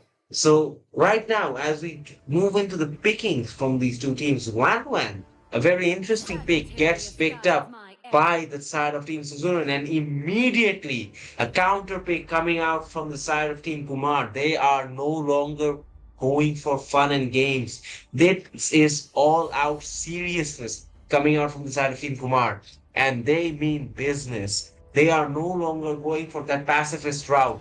They have tarnished all the old tactics, and it's a new uprising that we have seen in game number three. And we will probably see a similar tactic come to play in game number four. Because it is the only way that Team Welcome Kumar to the can take us to land game of number five, Gauntlet. and perhaps they will take us to a dual decider, Prerna. Exactly, and with that being said, we can see that they have went in for the resale once again, and this is going to be Akai from their side. So they have went in for a tanky jungler in this period. And if we look at Team Suzuran, I believe that this Xborg might go in for the jungle. And yes, there is no other player than him to play the jungle. So I believe this Xborg is going to be the jungler for the team, and that might be a trouble for Team Kumar because the hybrid damage coming in from this Xborg would be something they do not want to face, and he might just burn out any player over there, and this is that's gonna be a problem if you ask me. But if we talk about Akai versus Xborg, who would you give the upper hand? Well, it depends on what aspect we are actually considering it, because the Akai does have that damage output as well as that sustainability. But on the other hand, he will be put to test because those heavy spins will need to be right on point.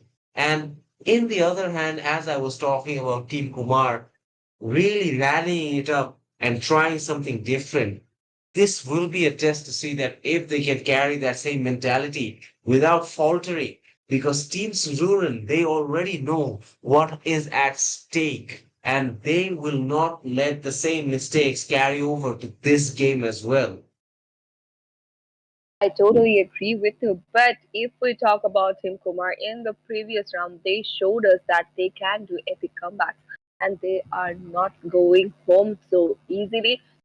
So I believe this is gonna be another match where we would be treated with spectacular gameplays. And with that being said, we are already in the land of dawn where we could see that the players were moving towards their respective lanes, and we can see that Eggsborg there is going in for the creep. And if you look at the bottom lane as well, there was Mincidar waiting for the Ruby to come over, and I believe he was able to see clear out the minion pressure that was forming up. And if we took take a look at the top lane area, 1-1 was able to deal a bit of damage onto that Irithel. So in the earlier period of this game, I believe this 1-1 would have an upper hand over that Irithel. But as time goes by, I believe that Irithel would find a way to take over into the goal lane. And we can see that there is a Paramus in the team. So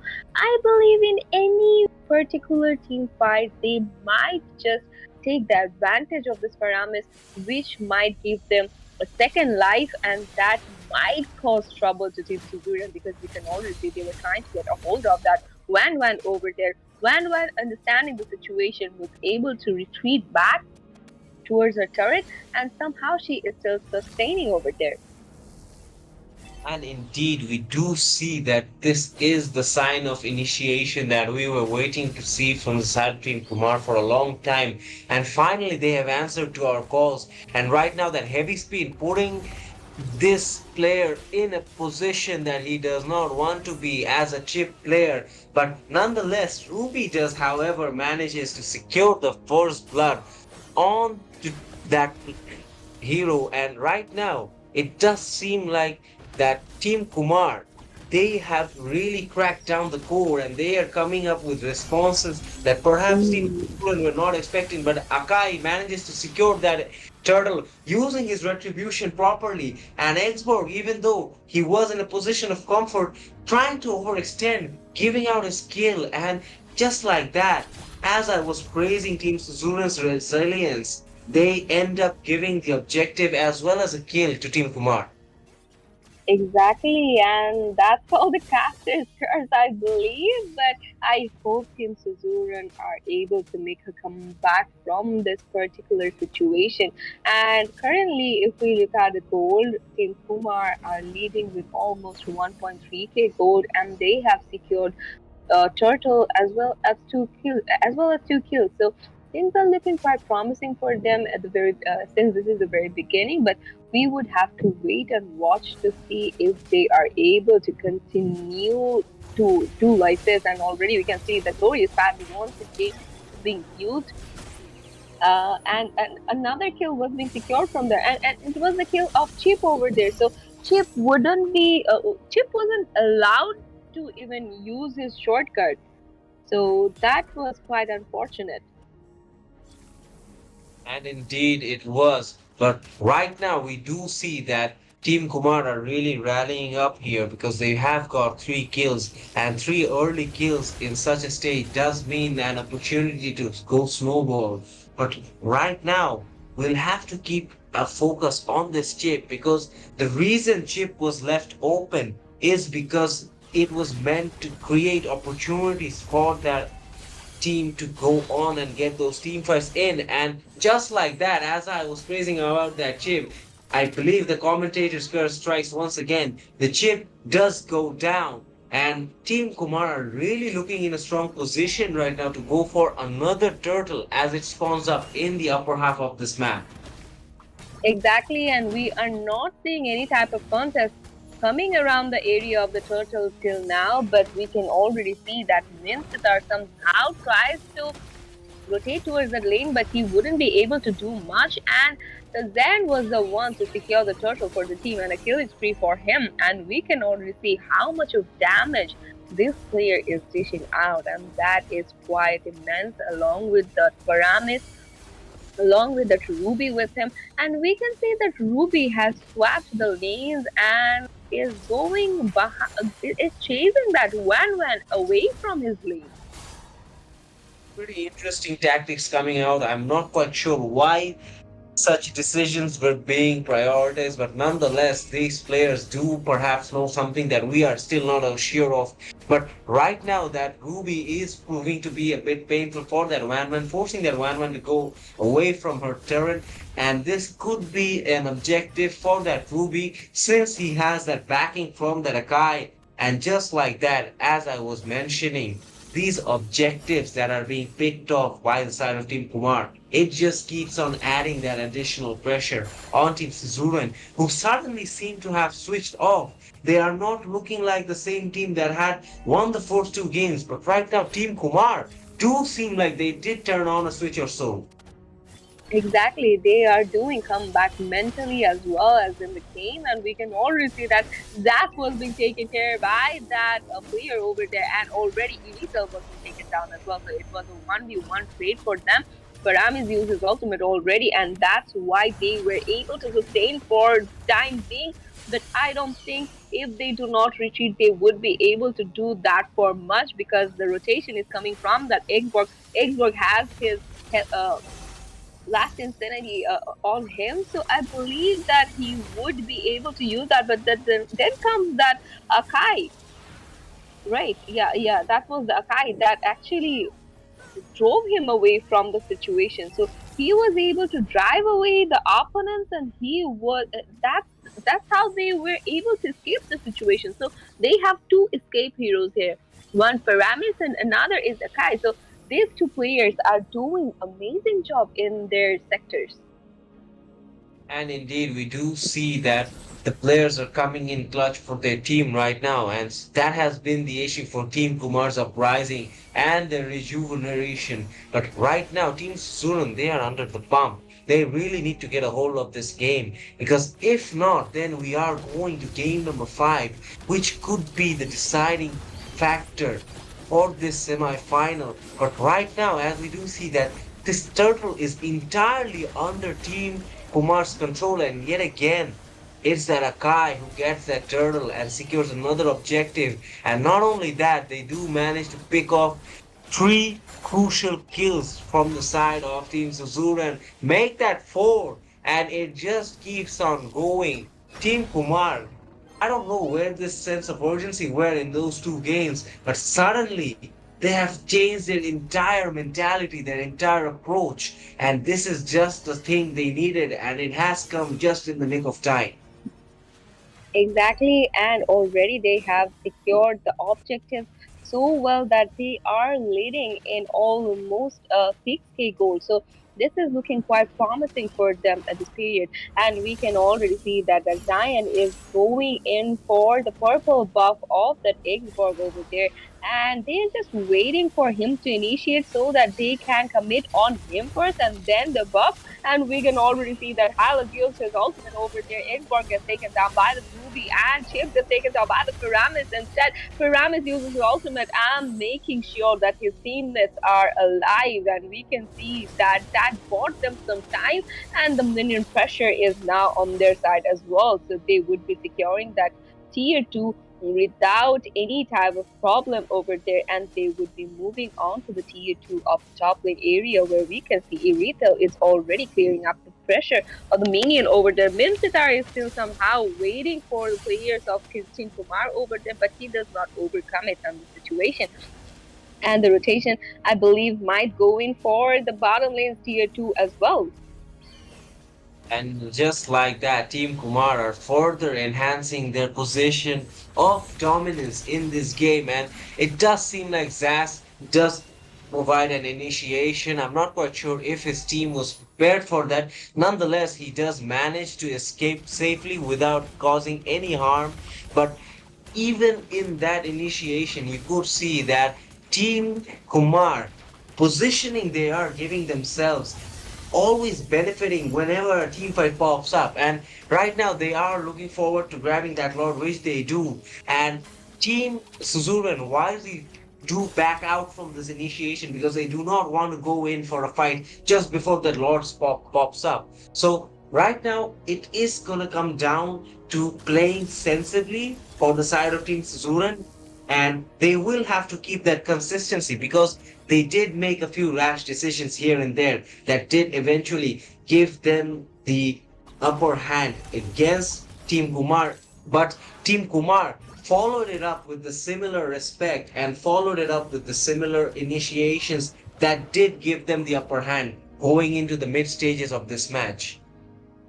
Exactly, and with that being said, we can see that Irithel was the one to secure that tier 2 of the bottom lane as well. So they have secured 6 of the turrets, leaving the inhibitors behind since the Lord is here. I believe they would be going in for the inhibitor as well. We can see the glorious path being used over there. Akai using his heavy speed.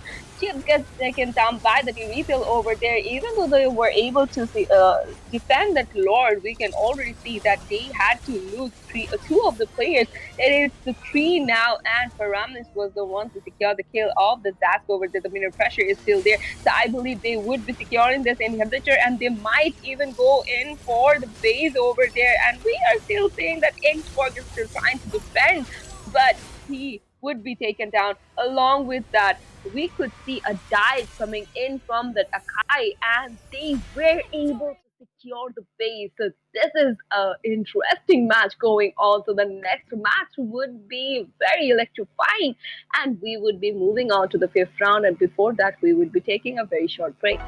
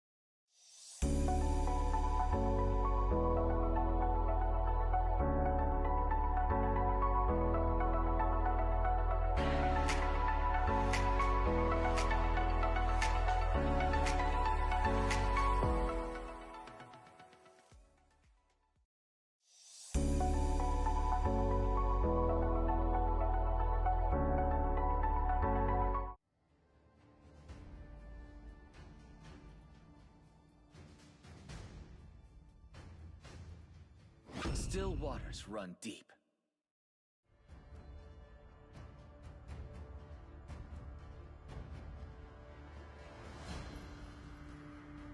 The hunt begins. Welcome back, ladies and gentlemen, to the last round of this match, which is gonna be the do or die for both the teams. And we are already in the drafting phase. The casting deck, I'm here with you, Pranan. With me is Gambit. And indeed, Prerna, this is the game number 5 that we had anticipated and we have been treated by Team Kumar. And right now, we should dive into these bans because these bans are being the tricky key factor that these teams are actually focusing on. From the side of Team Suzuran, they have banned out that Hylos. It has been a very painful thing for them and it has blockaded their success for the last 2 games. Following that Hylos ban, there is that Mincetar and Bane as well. Both these technical heroes are best to be avoided. On the side of Team Kumar, however, they've gone for that Zushin ban as well as that Khalid, and not to forget that Suyo ban. So it is good to see that these teams are maintaining these priority bans, not giving away these picks to their opposing teams. But on the other hand, their picks are also speaking a lot for themselves because Team Suzuran have gone for a very strong trio of picks starting things off. They have gone for that Link, and immediately they do also go for that Arlott and that Carmilla. But in response, Team Kumar, they take no chances. They take 3 of the tankiest heroes that you can possibly imagine in the form of that Ruby and the Garkacha, and I not to didn't cure forget the that pain. Akai. So I it harnessed is it. looking very juicy out of there, Burner, right now. Exactly, and with the help of the curse of blood, I believe that final slash would be a To cherry on live top. is to And if trick we the talk about Reaper. Team Kumar, they have that Ruby, the avatar of the Guardian could be a problem for any of the players of Team Suzuran. And then comes the heavy spin, so that would be problematic as well. So just I've been imagine that waiting for too avatar of the long. Guardian is being used on you. You are being driven away with that heavy spin, and then that I am Let's offended go. is being used on you. So there would be no chance that you might survive in the situation. So already the Fleeting as drafting, a the banning snowflake's phase has breath, ended, and we can as see from the side of timeless Team as a Kumar, they have glacier's finally heart. banned out that Valentina and that carry as well. So very understandable because they have such a tanky lineup, Only and love they at wouldn't want to night, face that carry against their everlasting. opponent. And from the side of Team Suzuran, they have banned out that Paramis and that Iritel. And the previous match, Paramis actually turned out to be a headache for them. So they do not want that revitalization from him once again, and that reincarnation for Within the the spell as I teammates, see the not the foremost reincarnation, the arrows. extension of life of the teammates in any team fight. So yeah, that is the case, I believe. And from their side, they have finally went in for the Sicilian and the Nathan. So the Sicilian would be using his ultimate when Carmilla would be using hers. So that would be a treat to the eye, don't you think? And indeed, it sure does seem like that because the side of Team Suzuran have gone for this high damage, high reward potential team lineup. They do go for that Nathan, as you did say, and also they have that Sicilian to do the deal. But on the other hand, we do see that Roger getting picked up from the side of Team Kumar, and even that Aurora being there does provide them that extra element of crowd control if she were to hit her combos perfectly. So this will be coming down to those fine details, and we will find out who joins Team Alpida in the grand finals. But right now, it looks pretty neck and neck in this band phase. And as the draft comes to a conclusion, we will have to ask each other, are these 2 teams willing to put everything on the line in this game, Bruna? I believe they are because in the previous matches we had seen Team Suzuran winning all the first 2 rounds very easily, and then somehow Team Kumar just woke up and they chose violence and they went in for 2 rounds back to back. So this is going to be the do or die. So we can already understand that none of the teams are yet ready to give the opponent the title of winner of this particular match yet. And with that being said, we are in the land of dawn. We can see that the players are basically focused on their particular lanes. We could see that Carmilla trying to poke the players of Team Kumar around the purple buff of that Akai over there. And in the main lane, we can see that the Sicilian is dealing with a bit of trouble facing off that Aurora over there. He dealt a bit of damage from her first and second skill over there, and we could already see that in the bottom lane as well. Ruby was facing a bit of trouble facing that Arlott over there, and except for that, things are looking quite passive at this situation as it should be. It sure does, but we have to keep in mind that the peace and tranquility should not last long because this is game number 5 in this best of 5 series between these two teams. And they have shown us that they know when they start to kick things off, when chaos starts to break loose, these two teams will not back down from those team fights. And they have proven to us this same concept for 4 games in a row, whether be Team Suzuran or be Team Kumar. These players, they are hungry for glory, and this is the platform that they can use to achieve that glory. Exactly, and we are seeing that first turtle would be spawning in the bottom lane beauty side. So I believe from the side of from both the teams, I believe there would be a contest around the turtle area because we can already see that Akai is there, the Ling is there as well. The Ling coming in onto the turtle first, but we are now seeing Akai zoning out the turtle, and Gatakacha is trying to zone out that Ling and Carmilla away from the turtle. So we have to wait and watch if he is able to do so. And Ling was the one to secure the turtle using that retribution perfectly. The first one goes to the Gatakacha instead. That was the kill of that Arlott over there. He used his ultimate and escaped the narrow situation he was facing. So things are looking quite promising from the side of Team Kumar in case of kills. But if we focus on the objectives, it is Team Suzuran who are now in lead. And indeed, they did try to go for that objective, and they did do with such intention. But that lane just had the upper hand on them in terms of positioning and in terms of reflex. But nonetheless, it is still pretty early in this game, and we'll have to wait and see that which team does manage to get the last laugh. Exactly, and we can already see that Sicilian is trying to put up damage onto the players of Team Kumar over there, where Carmilla is in a very low HP and she is still trying to hold up. She used her ultimate, and that did bind up 2 of the players over there. The fight is still going on, and Akai is using his heavy spin onto that Nathan over there. Somehow Sicilian gets taken down, and Ling did not miss the chance to take Akai down over there. Arlott gets taken down by that Aurora over there. So things are looking quite promising, I would say, for both teams. And that was an even trade out. No, that was not even trade out. That was a trade that Team Kumar won, to be honest, and they had to lose one player and they got 2 kills from this situation. And they did end up getting that upper hand on Team Suzuran and perhaps creating a position of comfort as this turtle spawns in the bottom side of this map. And we do see that Arlott is also starting to come into life right now. But do keep in mind, as I keep saying this, that Akai with his heavy spin, a proper initiation from his team, and that proper use of that heavy spin can totally disperse the team fight of Team Suzuran. So they have to be very careful about this as they are approaching the turtle. But right now, even in the top lane, we do see that the Nathan and the Roger are going at it, and they have been at it for a long time. Perhaps this is going to be that one-on-one clash that we've been hoping to see between two marksmen. And right now, the turtle is being secured by Akai. A lot of resources were wasted from this fight. But yet again, as I said, that one heavy spin can disperse the entire team fight, and just like that, Sicilian manages to secure the kill on that Ruby.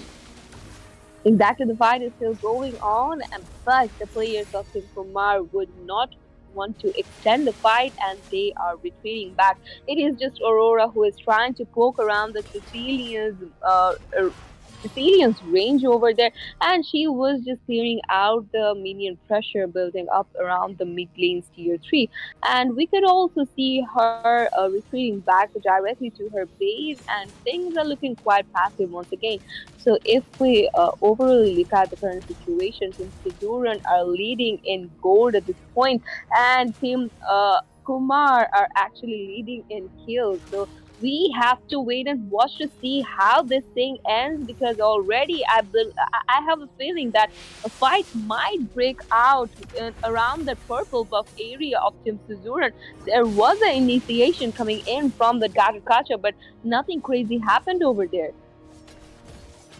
It does seem like the both teams are trying to play it a bit conservative at this moment, but as we do keep an eye on those marksmen, they are still going at each other on the top hand side of that map, and yet again that heavy spin comes out from that Akai, trying to create some room for creating some sort of pressure, but Carmilla also manages to get her ultimate, but yet again Akai manages to get that pick off of that Carmilla. Perhaps that Curse of Blood missing its targets, and just like that, Team Suzuran lose two members. But on the other hand, Team Kumar also lose a member. So it's not quite the even trade that they were hoping for, since that Carmilla missing the ult actually disintegrated that entire team fight. But it was a good gameplay coming out from that Akai. Exactly, and in the top lane, we can see that Roger was facing a lot of trouble facing that Nathan off. Nathan dealt with a lot of damage onto that Roger and also was able to secure the tier 3 of the top lane area. So that's going to be the first tower for this match, and already the turtle has spawn, we can see from the side of Team Kumar, they are zoning out the turtle, and and Arlet is basically trying to zone out the players from around the turtle, but the turtle gets taken by the Dakai over there. Aurora gets taken down by Sicilian. Carmilla is still lurking around and trying to open up a gate for that Nathan or that Sicilian, I believe. But for now, they were planning on to move on to the mid lane tier 3, but somehow sensing that situation, Roger, Akai, and Katakacha over there were able to defend the turret. So at this point, we can see that it's just Katakacha versus that Nathan and Sicilian. Since Nathan is in this particular lane, I believe Roger should take advantage of that. And speaking of Roger, we can see him swapping the lanes, I believe. And Or indeed, is it just him? it does seem like that Roger either has decided to swap the lane because he was having a hard time with that Nathan, or perhaps it could just be just for farming purposes that Roger has moved down to the bottom lane. But while he has done that, Nathan is in the top side. He could have gone for that tier 2 turret, but decides to back off, perhaps due to the fact that a lot of open ground was left and he thought that he could be getting ganked by the opposition. So it is smart play coming out from that Nathan, but this just shows that how aware these players are, because they know that the micro and macro gameplays that they themselves practice can be easily used against them as well. So this is very clever from that Nathan to go back to safety while he still had time and not get carried away. And with that being said, we can see in the bottom lane area, Arlen is getting cornered by the players of Team Kumar over there, and he just got melted down over there. Carmilla is trying to rotate around that area, but she is a bit late over there, so I believe she might would want to retreat from the situation. But look at the damage coming in from the Nathan over there. Roger is dealing with a lot of trouble, but instead he was able to secure the kill of Nathan with a very low HP. That was a risky and a brave gameplay coming in from that Roger. And with that being said, the Lord has spawned, and from the side of Team Kumar, they have already committed on it.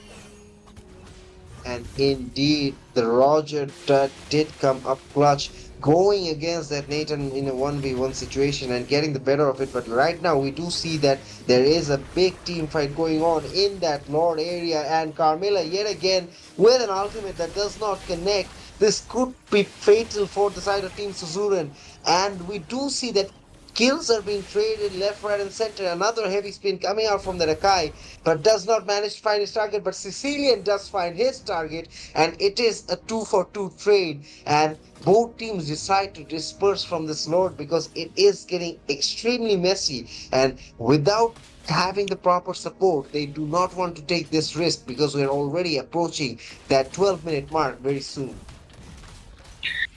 And we can see that the Lord is still there. So I believe that from the side of Ruby, there might be an initiation coming on to that Arlet in any moment. And after that, they might go in for the Lord.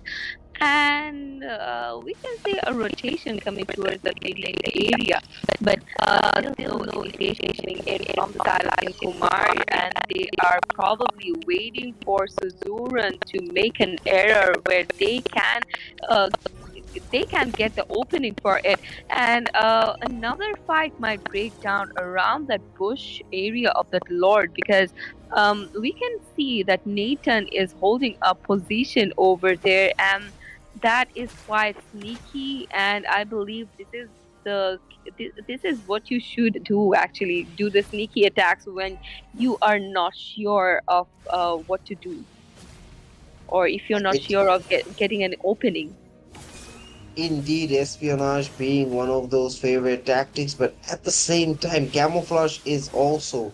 So, keeping that in mind, as we go back to this lore fight that is happening in the bottom hand side of the map, we do see that both the teams are very much interested in getting this lore, but yet again, Nathan coming up with that massive damage, gets 2 kills, and even gets a triple on the Rakai, and right now it's looking very dangerous for the side of Team Kumar as they are on the verge of a possible wipeout. And Roger does manage to back away in the nick of time, but this should be a lord, and it is a lord in favor of Team Suzuran, who are now going to push all the lanes from multiple angles. So this is a very big turnaround for the side of Team Suzuran at this point of the game, Prerna. And we can see them taking the turret of the mid lanes tier 2, and we are still yet to see if Team Kumar are able to defend them for time being, because since the minion pressure is on the side of Team Suzuran as well, they have the Lord as well, and they have the players pressure in all the lanes. I believe that Team Kumar might would have to face a bit of trouble defending this one, but it wouldn't be that tough for them to defend this particular lord, because they have damage around them. They have that amount of defensive players as well. So let's see how they have planned to execute this one. And if you look at the top lanes tier 2, that is quite damaged. So if the lord somehow reaches it will not sustain, I believe. And indeed, it is looking a bit grim for the side of Team Kumar because they did end up losing in that one team fight that did cause them 4 players in a very close proximity. And just like that, it takes one turnaround. And as we were talking about turnarounds, we see a massive turnaround in the form of Team Suzuran getting a kill, and perhaps they're going for another. And they do feel like they should get another. And even though they did get that vital kill, Roger was able to go and get a trade off. So it is showing that the marksmen from both these teams are finally coming into life and showing their influence in these games because they have been absent through the entirety. They were facing off each other in the top lane, not knowing what was happening in the rest of the map. But right now, it is very interesting to see that these marksmen are coming into life, and they will come into life and provide even more damage as we progress later into these games, as we're already at the 15-minute mark. I would totally agree with you. And if we look at the map at this point, we can see that Carmilla was trying to do something around the area of Akai over there, sensing that Akai might get cornered out. He was able to retreat. He retreated back from the situation. And since Team Suzuran have secured one of the inhibitors, and the rest of the inhibitors are looking very damaged as well, so they are not taking the mental pressure onto them, so they are playing passive. They're just waiting for the next lord to appear. So I believe that initiation might come in from that Akai or Gatkacha, or it could be Arlet as well before around after that lord actually appears and the lord has spawned. So we can see that Akai tried to poke the lord a bit, but that was of no use. No initiation, no heavy initiation on the Lord yet or on any player. So, do you think Team Kumar would be able to secure this Lord? Or do you think they have that potential for now? It is make it or break it for Team Kumar. Let's not forget that, Prerna, because this is the last game. There are no second chances after this. And right now, it does seem that Team Kumar are a bit under the pump, although the kills might not suggest it. But right now, we do see that Sicilian gets picked off from the side of Suzuran, and this could be the important capitalization that was needed for the side of Team Kumar. But Nathan comes alive and gets two quick kills, and the Ling also joins in on the action. This is fatal for the side of Team Kumar. Aurora manages to save herself from using that passive, and perhaps she should back out from this because it is no longer in their area of control. And even the Ruby is trying to express herself in this fight, but it won't be a wise decision because that Nathan is now causing serious havoc, and just like that, secures the Lord in favor of Team Suzuran. And the Lord, since the Lord is on the side of Team Suzuran, and since Team Kumar have lost the inhibitor, and other of the inhibitors are looking damaged as well, somehow I think that it would be very very tough for them to defend this particular Lord and to defend the players as well, because they have to face this minion pressure. Then the Lord would be coming from the top lane, whereas these players from the side of Suzuran would be using this Lord as a diversion for them, and they would be able to secure rest of the inhibitors and then might cause trouble for Team Kumar over there.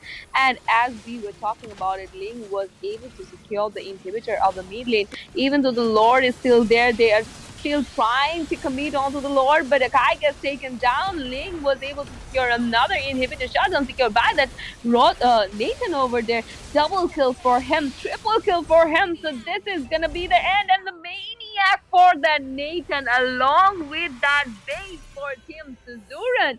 Congratulations to Team Suzuran. We have got our finalists.